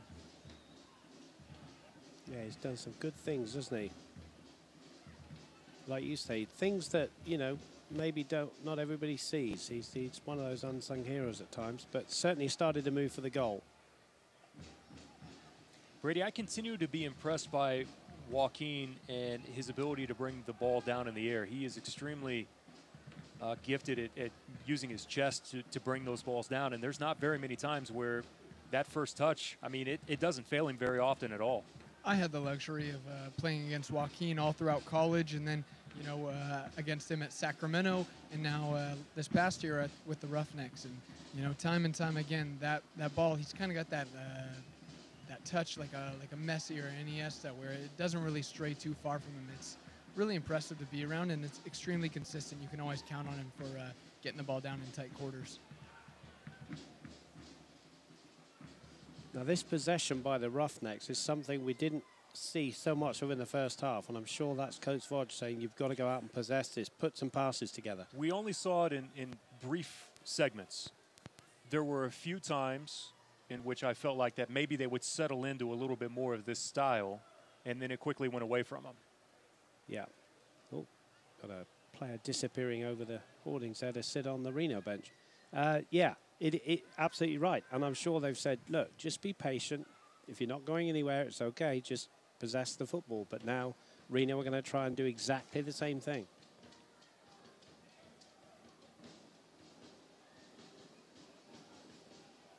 Kasipli back. A little bit of Press now here from the Roughnecks. Just in between bins. Cuts inside of Morton. It's Richards.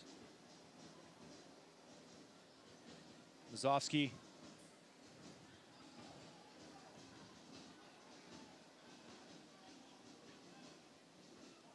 Looking for Brown there in the box. Couldn't get a piece of it, and Serta now will take 2 quick dribbles and then have possession. I think the other thing tactically from Reno is they're definitely pushing on Richards more from right back, and him and Kasipli are trying to double up on Bins on this near side to us on the right.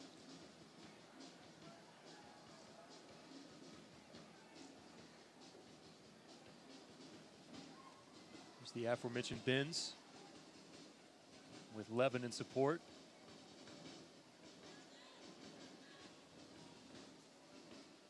And I think, you know, Michael Binns, we said it in the first half, you know, and we saw it as well. It's really good to have him from the middle out on the left-hand side. That's an overhit pass by Rivas. But some of those balls that he can hit, and Brady made the point in the first half, to have a left footer traditionally out on the left wing, putting those crosses in is a very dangerous weapon to have. 60th minute. Roughnecks on the goal from Michael Gamble.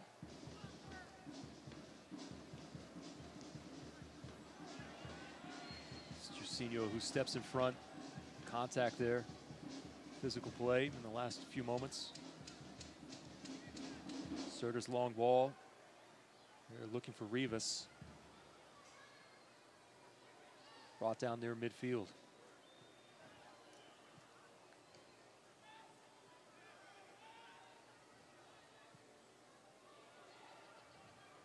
Unlucky there is Mirkovic, as well as Richards. Corner now, or excuse me, throw in for Michael Binns. Thank all of you for watching us on Cox Your View here locally and across the state of Oklahoma and on ESPN Plus.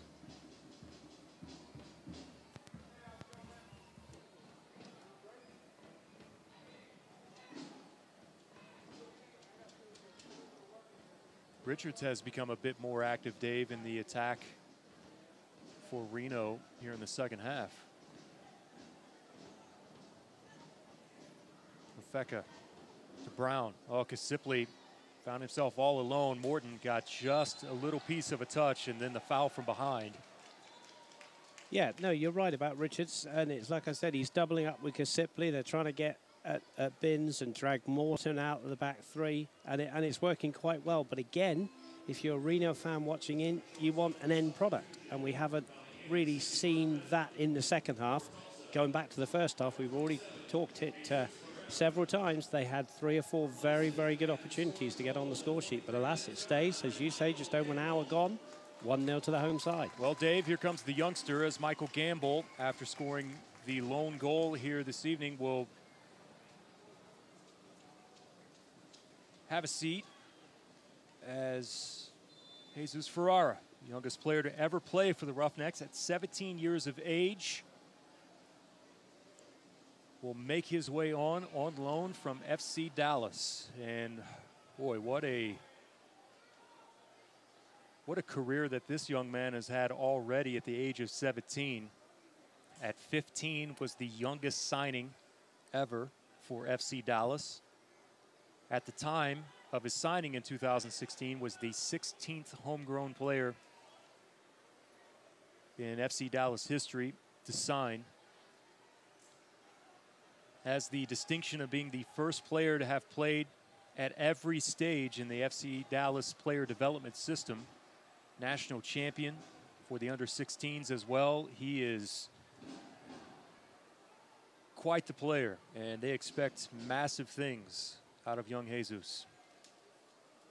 I'm excited to see what he's got here for, you know, the next 28 minutes. You know, have him in, see what he can do, and let's let it all unfold. 17, fantastic career already, you know, and many years ahead of him as well. At one time, in 50 starts, had 48 goals.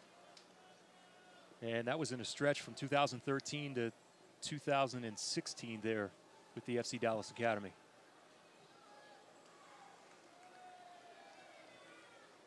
Roughnecks will take advantage of this with the throw in here.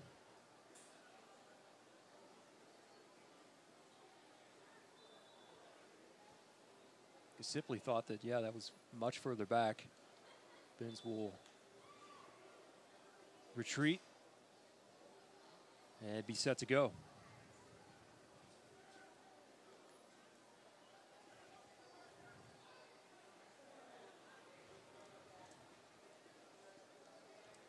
Brady, I'm sure you remember Jesus' dad. What a player. And let's just hit back on that. 48 goals in 50 starts. Yeah, that's incredible. I can't even sleep 48 out of 50 nights. And now imagine doing 90 minutes and putting a ball in the back of the net. I mean, that's unbelievable.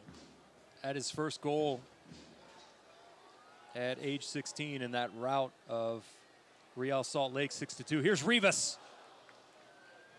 Skied that one, and you could tell as soon as it left the booth that he was leaning back a bit much, but still quickly to the opposite end where the Roughnecks. You can see why Rivas came inside and had the shot on his left foot, but Paris Guy had made a wonderful overlapping run and just wanted the ball fed into his feet. But you understand why Rivas did it. Boy, dangerous there from Serta, and I'm not quite sure whether or not that he saw Feka that was just trailing behind Munoz. That was a great saving tackle from Munoz. He had to make that one and time it properly.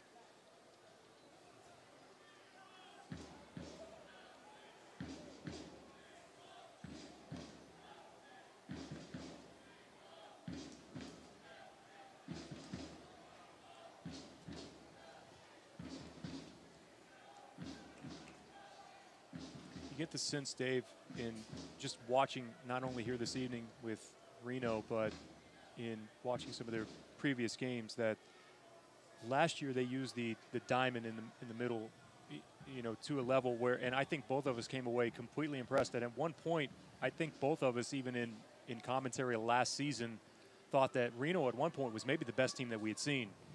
And they had fantastic performances against the Tulsa side, but they use that diamond so well. They've gone away from that at times this year, and it still feels like that Ian Russell and the staff, they're trying to find the best way. And I think they've got the back line figured out now.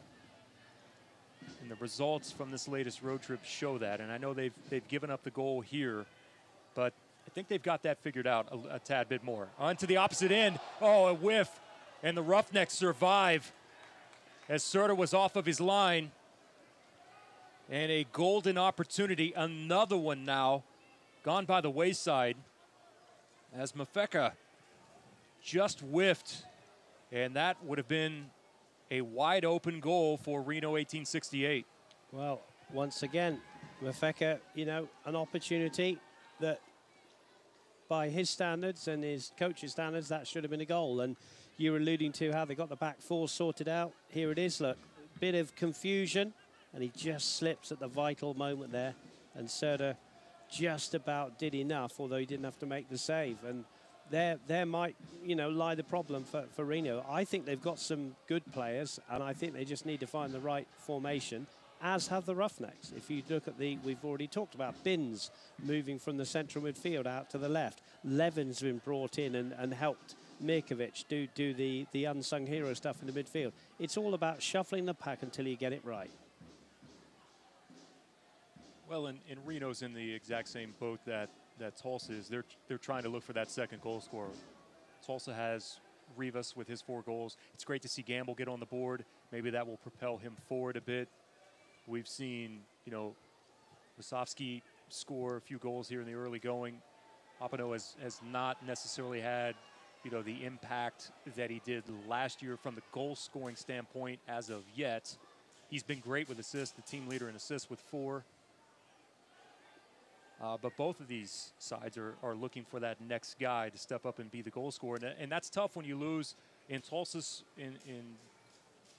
case, you know, you lose. Swan Tussum was one, wasn't he? You lose also Kaffa, you know, trying to fit in guys into those positions. And in Reno's instance, you lose Dane Kelly. So still early going here for both. it takes its time. And, you know, fans want instant success, and it doesn't always come, does it? And like we said, got to be patient, shuffle the pack. But, you know, Reno will fancy themselves to get something out of this game. If you're a Roughnecks fan watching in, you'll want the Roughnecks to hold firm, hang on to this. They are hanging on a little bit just in the last few minutes. One of the guys that stands out for me for Reno last year was Chris Weehan. I know he ended up being the Rookie of the Year, but that guy just never got enough credit that was due to him. Good player out of the University of New Mexico and created so many chances and did all the little dirty work throughout games for 90 minutes. He was just one of those players you'd want him on your team any day of the week.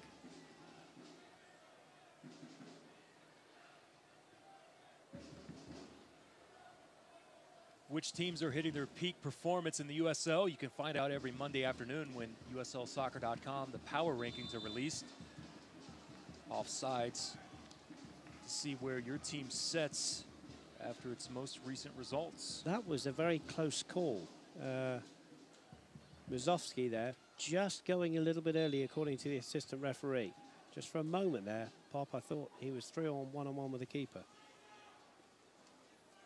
Roughnecks, I think that might be maybe the first, or is it the second offside? So there haven't been many in this game. Not many at all. Roughnecks pushed up quite high there.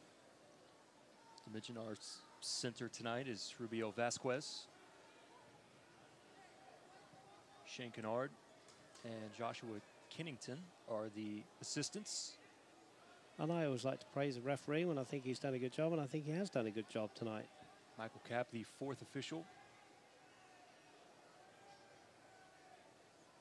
A leave there for Brown. Oh, Brown just couldn't fit it behind that last defender. Still a chance that's there, and a goal. Reno has leveled here in the 70th minute. And my, how things have changed here in Tulsa. Now on the Roughnecks, well, they were clapping for a moment, saying that everything was good. And that just beats Serta.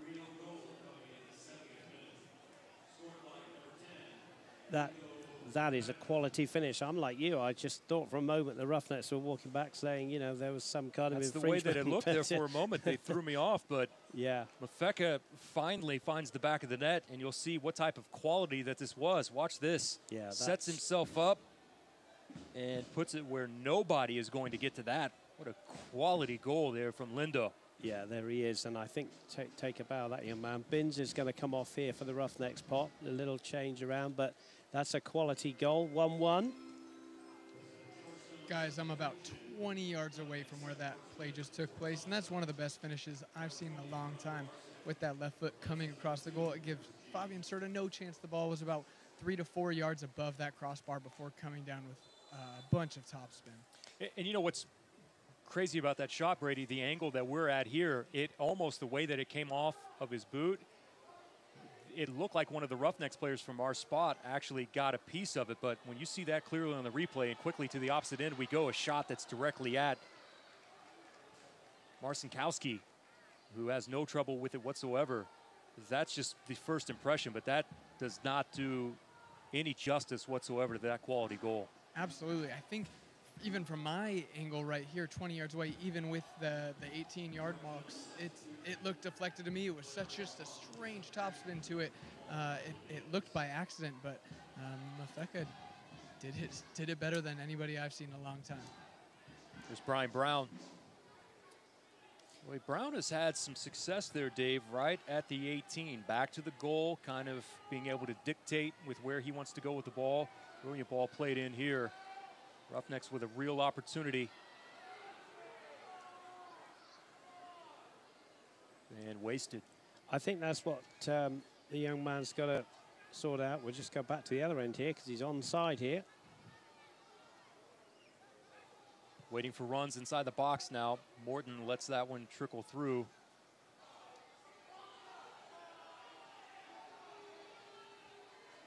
Kasipli with the throw. Up here off the back line one more time is Richards. And a foul. He's going to be on Levin. And another extremely dangerous spot. Yeah, 11 just reaching out. A little bit fortunate to get away with that one and not get a yellow card. But this is, you know, for a left footer, and we've just seen Onfeka do it with his left foot. What else impressed me about the goal was the lack of space that he had. He just seemed to be able to loop it out of there, yeah, as Brady has said and you've said, to perfection. I mean, Fabian Soda, nothing he could do about that. Perfectly placed. Roughnecks under a little bit of pressure here, Pop. Just conceded the equaliser.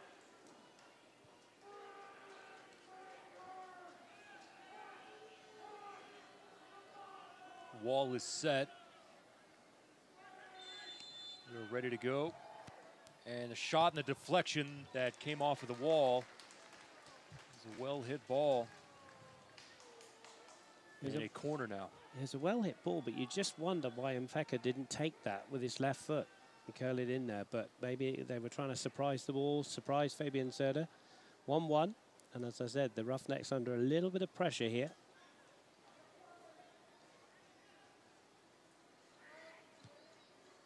Curling him ball there, Serta, and contact there as Serta hits the turf. There's a lot there, and Fabian is down. I think that was, to be fair, I think a little bang on the head there. We'll see the lad coming in trying to head it. No malicious intent, I hasten to add. Just one of those, and I think he just caught Fabian there on the back of the head or the side of the head. He's okay there. That's Brent Richards again, who's been extremely active here in the second half.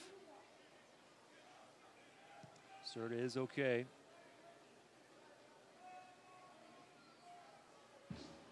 Twelfth goal of the season given up by Serta.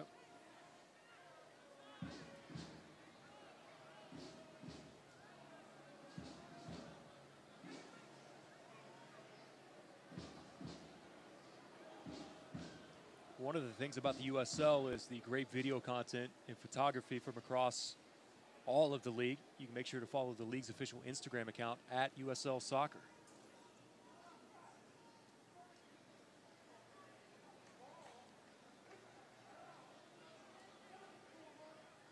Well, Dave, how do you readjust now if you're Tulsa?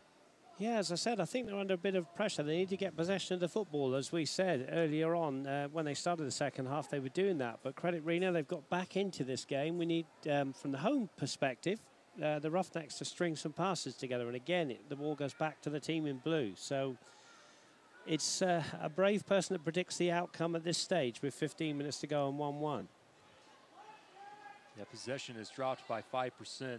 Tulsa still with the majority of 55%, but at one point had 60% possession.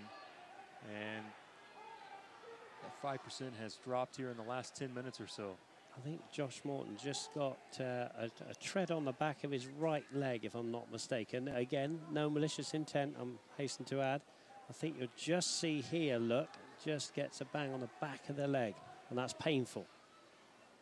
Our replays are brought to you by Harsco, harscojobs.com. Great to have them on board. Tankersley Food Service. The young man is okay. No need for Kobe to come on the field. Josh is okay. Some of our great sponsors for the Roughnecks also include Supermercado Morelos. Long throw in. The header sent over the top of the bar. Well, Dave, I'm not quite sure that everyone was ready for that. That a lot of just standing there in the box when the ball was played in. Yeah, there's been a few of those, hasn't there, tonight? We saw, I think it was a Richards long throw in the first half, which he just threw from a mile away, by the way, and it just went over the top of the back three and the lad was in. But there's been a little bit of that, and I think that will be talked about certainly in the before Saturday. 78th minute. And the Roughnecks can't hold the ball up at the moment. They've got, it's just continually coming back. Arce, who was a sub for Binns. Arce, one of the leaders in chances created for the Roughnecks. Curling ball there from the byline. Rivas does everything that he can to make sure that this is a throw-in.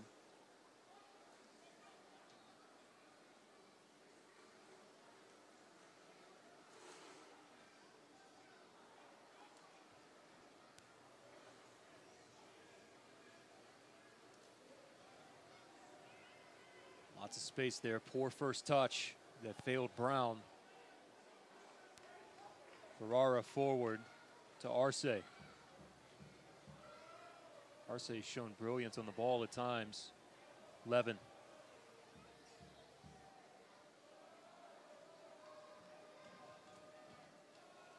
Arce now to the opposite side.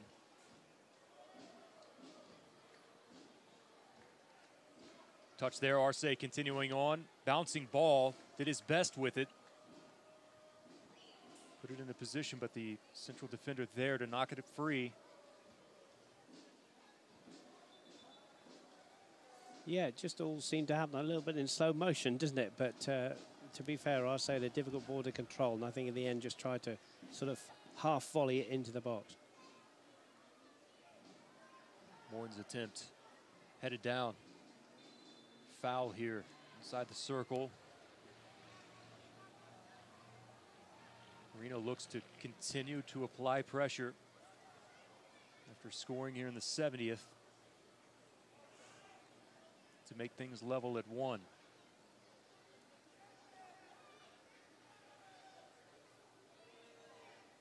Richards was one of the team leaders in clearances last season for Reno 1868 FC.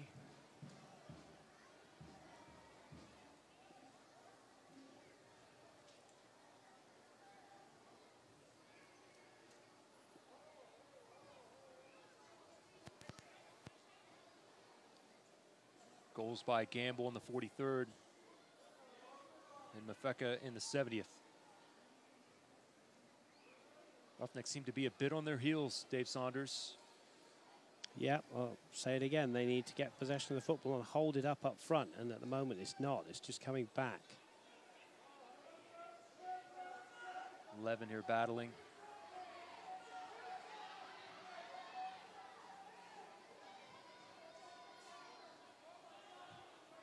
Oh, that's quality play from Jonathan Levin. He had absolutely nowhere to go, and in the end, he just says, right, I'll take a bit of a chance here, and I'll play it off the lad's foot, and we'll get a goal kick. Haven't had a chance to say congratulations on reaching the Champions League final, sir. The Reds. I put in a lot of time and effort training. By the way, I will mention this. Trying to do a live radio show while the Champions League semifinal is on, it's not very easy. I heard you, and I thought you did extremely well. I was waiting for a microphone to go over or something when the goals went in. But yeah, that's all what's that, the 26th, isn't it, of May? So good final. Liverpool, of course, we're talking about, Pop's favourite team, against Real Madrid.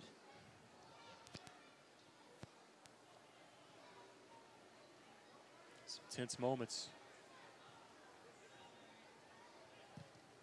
Well, you felt good, you know, having the aggregate reach 7 there at one point, and then you needed all 7 of those to advance.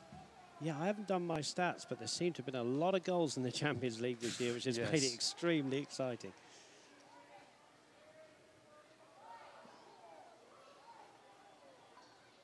And how about the level of Salah right now with how he's playing? World class, in 2 words.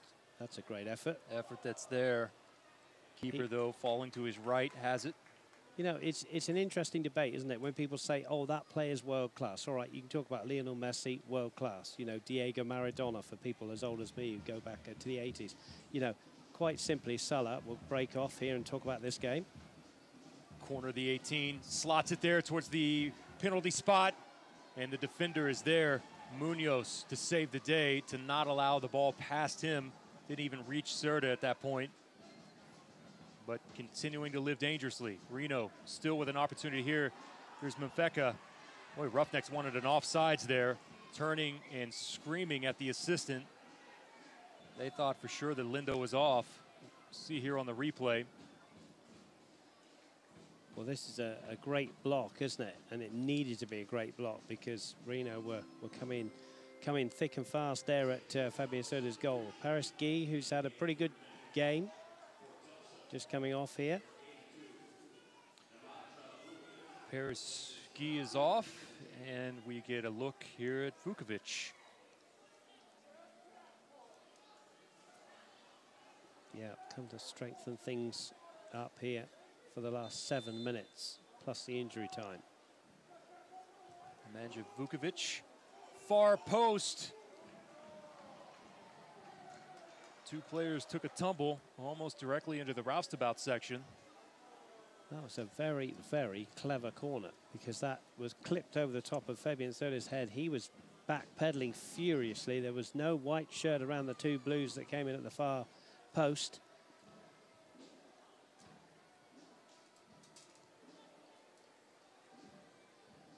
Roughnecks have still gone with their three at the back, but Vukovic has gone kind of as a left wing back, I would say. Veteran, Sacramento, spent some time as well in MLS with the Columbus Crew. Unlucky there.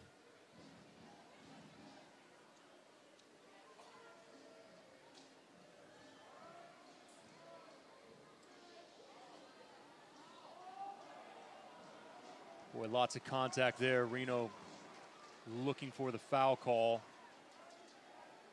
It was Mafeka one more time. Boy, what a thorn in the Tulsa side that he has been here in the second half. Yeah, he's suddenly come to life. I mean, he had a couple of chances in the first half. Here's the shout, I think, for the penalty here. Cross comes the defender. I don't think that's a penalty. I think it's another great quality refereeing decision.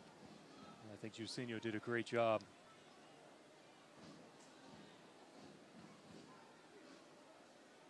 But shall we say, Reno, in my opinion, unlucky not to get at least one in the first half. 85th minute. Both teams desperate to break the draw.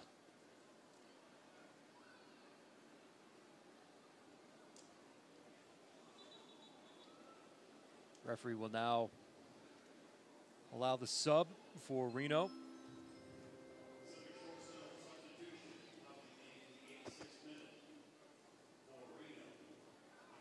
See the Green Country Chevy dealer ball kids that are there.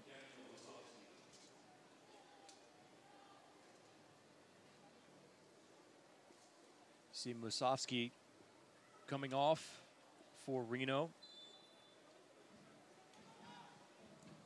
Several opportunities here in the early going for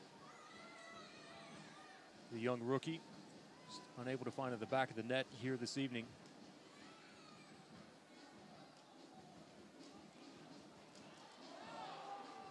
Quickly to the other end. That was a well-timed jump in the air. And Perez just couldn't do much with it. That's Morton on the great cross. Good ball from Morton. Good pressure again. I'll say again, I said it in the first half, Perez has been heavily marked tonight and hasn't had a lot of space to play. And he's had a slightly frustrating night, but he's not given up. He's always tried to play for the team.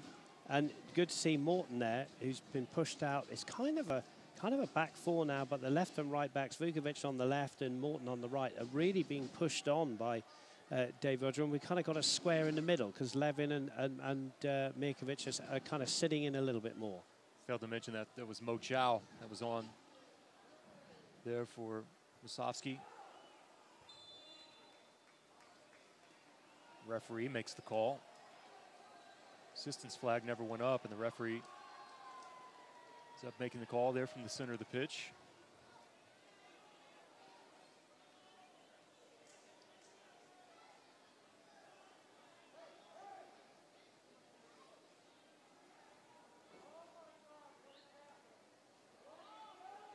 Ball there from Rivas. Not quite sure if Vukovic can get there in time. No, he cannot. Right idea, though. You saw Vukovic there applauding the ball from Rivas.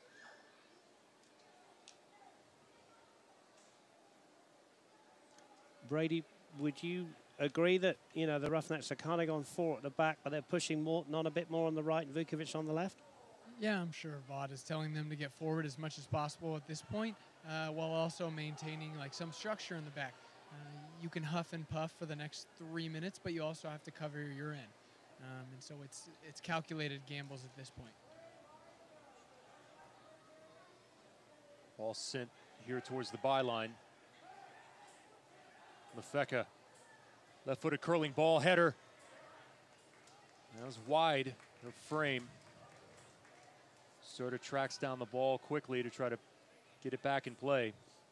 Free header, wasn't it? Another chance. Goes begging for the away side.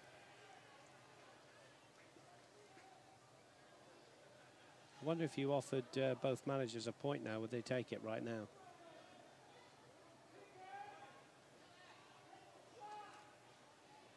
I don't know if I would put Vaught in that category just yet. Right.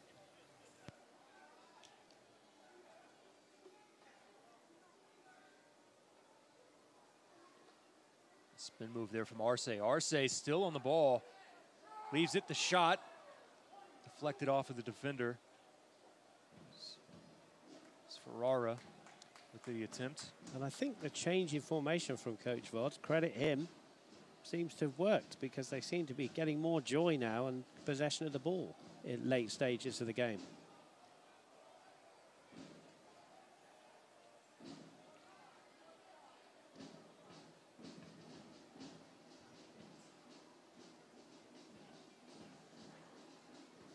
'90th minute. We are almost set to see how much time will be added.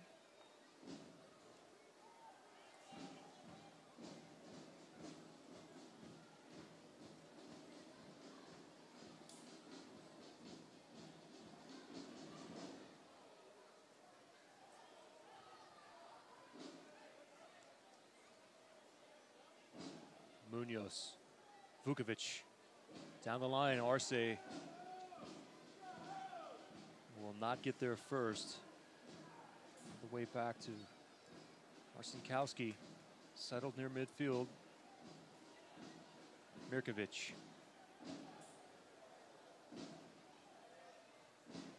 Three minutes to be added on.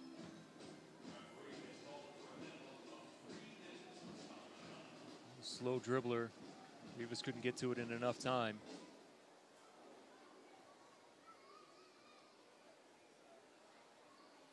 Pop, we talked about, congratulating Liverpool in the Champions League final. I just wanted to say a quick mention as well to Sir Alex Ferguson. When something like Sir Alex has to go through, thankfully he's out of his coma now, football comes together, doesn't it? And I think it's a great world game, and whoever you support when something like that happens, as there's an offside, we wish him all the best, and football comes together, and that's why I've always loved this game. Yeah, that is great news that he has at least improved. Offsides there as Brown was a few steps off. Serta's ball will not stay in. About 2 minutes left here in stoppage time. Also has to be careful here of the break, and lucky there. That one. Brown, it came off the back of his heel, just couldn't contain it. Quickly to the other end. That just needed a cushioned header down, didn't it? And Rivas would have been in. Players are tired now, both ends.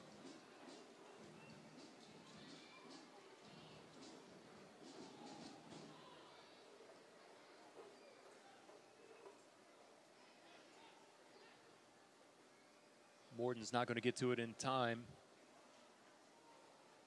Yeah, you can tell that there's a few dead legs that are on the pitch.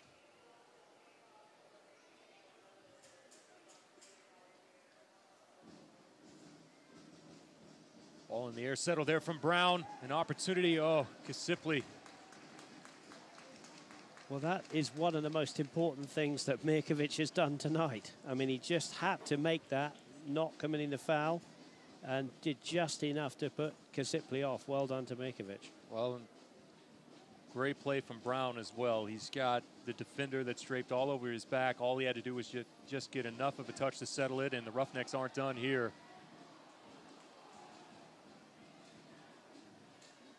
Maybe a spot where Jairzinho should have kept that one himself. Trying to make the right play, though. Curling ball towards the back post, and no trouble whatsoever for Marcinkowski. No trouble for the keeper there, and just going back to that last attack, it was just the wrong decision as the referee brings us to an end, and we yet another draw. What is it? 5th one on the trot for the home side, the Tulsa Roughnecks. 5-match unbeaten streak now for the Roughnecks. Just a little bit going on in the middle there. Mirkovic was involved. He's been taken away by 11. I don't know, some words were exchanged there, Pop. Referee quickly in. I think everybody just needs to calm down. Whistle's gone, but something was said. And Dave Vaudreau says, let's get everybody together. Yeah, Mirkovic just needed to cool off for a brief second. Now he'll make his way and do the handshakes with Richards and the officials. Reno also continues now on their road trip. This is 3 consecutive draws for them on the road. They finish off this road trip at Sacramento this Saturday, May 12th, there at Papa Murphy's Park at 7:30. Roughnecks will be back here against Phoenix Rising, 7 o'clock with the start. Still in search of that first win, that elusive first win on the year, Dave. Yeah, it's another point. It's another game where you're not defeated. I thought at times they rode their luck a little bit. I think Reno will look at themselves and say we should have probably on chances, Pop, quite frankly, won the game. But the Roughnecks will take the point, you know. But they're getting harder to beat, and things are coming together slowly. So you know, both teams will be, I think, quite satisfied with the result here tonight. Well, it's a quick turnaround as well, and we've seen that happen in the past. You know, going back to last week against the Las Vegas Lights, that was their 3rd match in 10 days, and you could tell that they got a little bit tired towards the end of that match. And it's a quick turnaround for Tulsa, especially with the warm conditions here this evening at One Oak, and with Phoenix coming in. We're going to have a note from Coach Vaudreuil here in just one moment. Get his thoughts on the final here this evening as he makes his way to the far end of the pitch. And I would expect that he's still a tad bit frustrated. Thought that they gave away too much of the ball in the first half, and you know, thought we saw a little bit more of that, and they were on their heels there for a large portion of that second half. So we'll see what he has to say coming up here in a few moments. But the more importantly, they didn't concede that second one. They were able to preserve the point. And I think that's what you take from tonight. Okay, they rode their luck a bit, but they haven't lost the game. They haven't lost the game of football. It's a 1-1 draw, and we'll hear what the coach has got to say. Yep, we'll throw it downfield level now. Here's the head coach of the Roughnecks, David Vaudreuil. All right, Coach. Good game tonight. The guys played hard. What did they do well out here tonight? You know, we competed.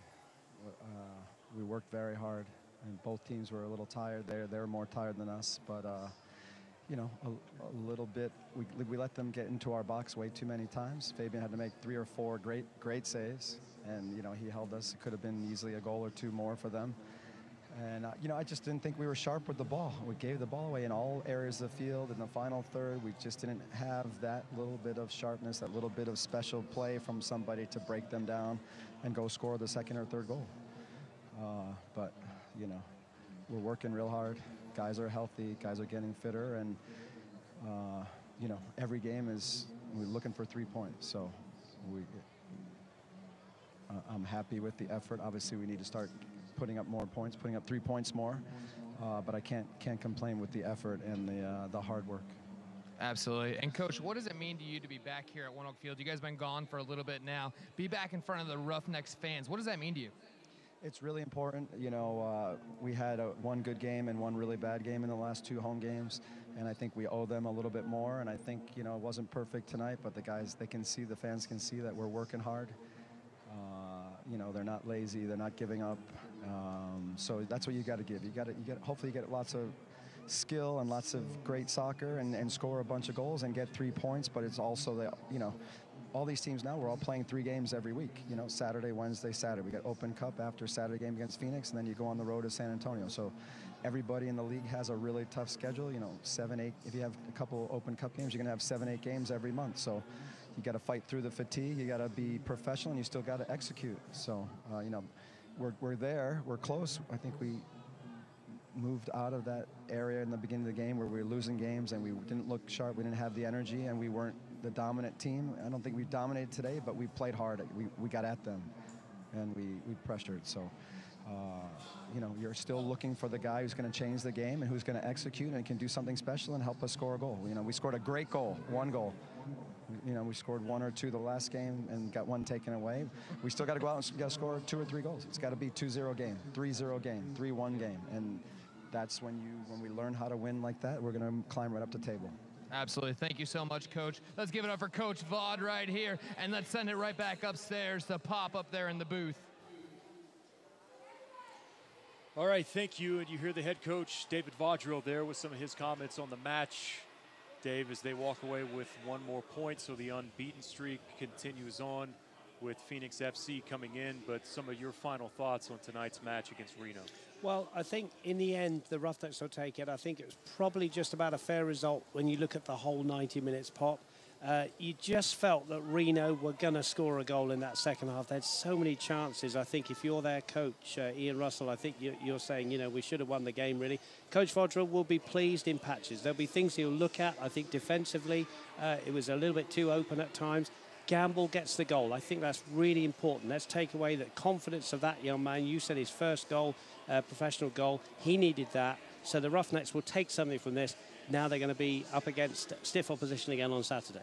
Let's take a look at some of the highlights from tonight's match here at One Oak Field, and we'll start in the first half with the Roughnecks, and things got going early. Serta was called into action early, Dave Saunders. He certainly was, and this was a really good save. If you watch the keeper here, this is a good hit, and there's Serta just there getting his hand on it. That's great goalkeeping from a very, very good goalkeeper. Keep it in. His best save, I think that was. One more time to the opposite end to watch this effort here. As you see, Jairzinho keep this one in play to the header from Josh Morton. Yeah, Josh Morton does well there. No touch from the keeper there. That hit the post. But then Serta had to be at his best here. But the defender you'll see here, first shout for a penalty. Is this a penalty? Is there any contact with the ball? I don't think so. I think Reno were unlucky not to get one there. And maybe the second one on the hard tackle from Serta here inside the box. We said if that's a tackle in the centre circle, the referee blows his whistle and gives a free kick. Goalkeepers get a little bit of special treatment. The lad's injured. He was okay, by the way. But I think, again, we got away with it. This was a great move, wasn't it, for the goal? Tulsa goal, Rivas. Watch here. Quick little look to the outside. Knows that G is out there. Brilliantly played ball from Paris, and the finish from Michael Gamble for goal number 1 on the career. If you are Michael Gamble, you will not get a better ball than G. I love this move here from Rivas. Goes inside, draws the defenders in, goes outside. G there, the perfect ball, and Gamble will take that. To the opposite end, this was right before half. Reno was not done, and Serta turns them away one more time. Serta with a very, very good save there, got injured. But again, if you're the manager of Reno, you're saying that should have been on goal. That should have been a goal. To the second half, we see here one of the many opportunities, and that was Mufeka that more than likely should have had more than 1 goal, but this was absolute class. That's what you call absolute class, as you say, absolute perfection. You couldn't have put it anywhere better. Here he is, and out of a tight space, under pressure, that is a beautiful chip. 1-1. That was a great, great goal from Mufeka. Not much that Serta could do there. Reno was not finished. A couple of more opportunities here before the end of this one, and the save there from the back line as Munoz was quickly there. And here's the Roughnecks' last opportunity on this ball that's played in. John Perez just couldn't get much on the header. Ball was there in the air, but Perez couldn't do anything with it. Yeah, there were chances late on. Here's one really late on, but that was Mirkovic with the most important touch of the football that he played, and he had a lot of touches of football, by the way, just to get that last-ditch tackle in, or that could have been game over for the Roughnecks. As it is, 1-1. Seems like we say this quite often, but the next game is always the most important game, and it's a very important game coming up this Saturday here at One Oak with Phoenix Rising FC in the house. An opportunity to get the first win of the season. 8 points, though, and more importantly, Dave, I mean, this team is doing all the right things, and I think you're starting to see them the little things are adding up, and at one point it's all going to come together and the explosion will happen. Yeah, little things add up. 5 draws, you know, no defeats, and they're adding to the squad, Pop, as well, which excites me. You know, they've got players now jockeying for positions, and that's all good for the coach. I thought the coach did well tonight. He changed things around, which is what you need to do in a game like this tonight. 8 points for the Tulsa side, 13 now for Reno 1868 FC. We'll see you back here on Saturday night, 7 o'clock. It's Phoenix Rising FC. It's flag night for the Tulsa Roughnecks. First 1,000 fans will get one of those as they walk through the gates. Sponsored by Pepsi. Want to thank all the production staff here at One Oak Field for making this one of the easiest jobs in the entire world. Thank you to Brady Ballou for his great efforts tonight on the sidelines and here in the booth at halftime. And thank you, kind sir, Dave Saunders, for your contributions this evening. Thank you, Pop. Hope everybody at home enjoyed that game, 1-1. And we'll do it all again on Saturday. See you back here Saturday night at One Oak Field. From all of us here in Tulsa, have a great evening from the center of our great country.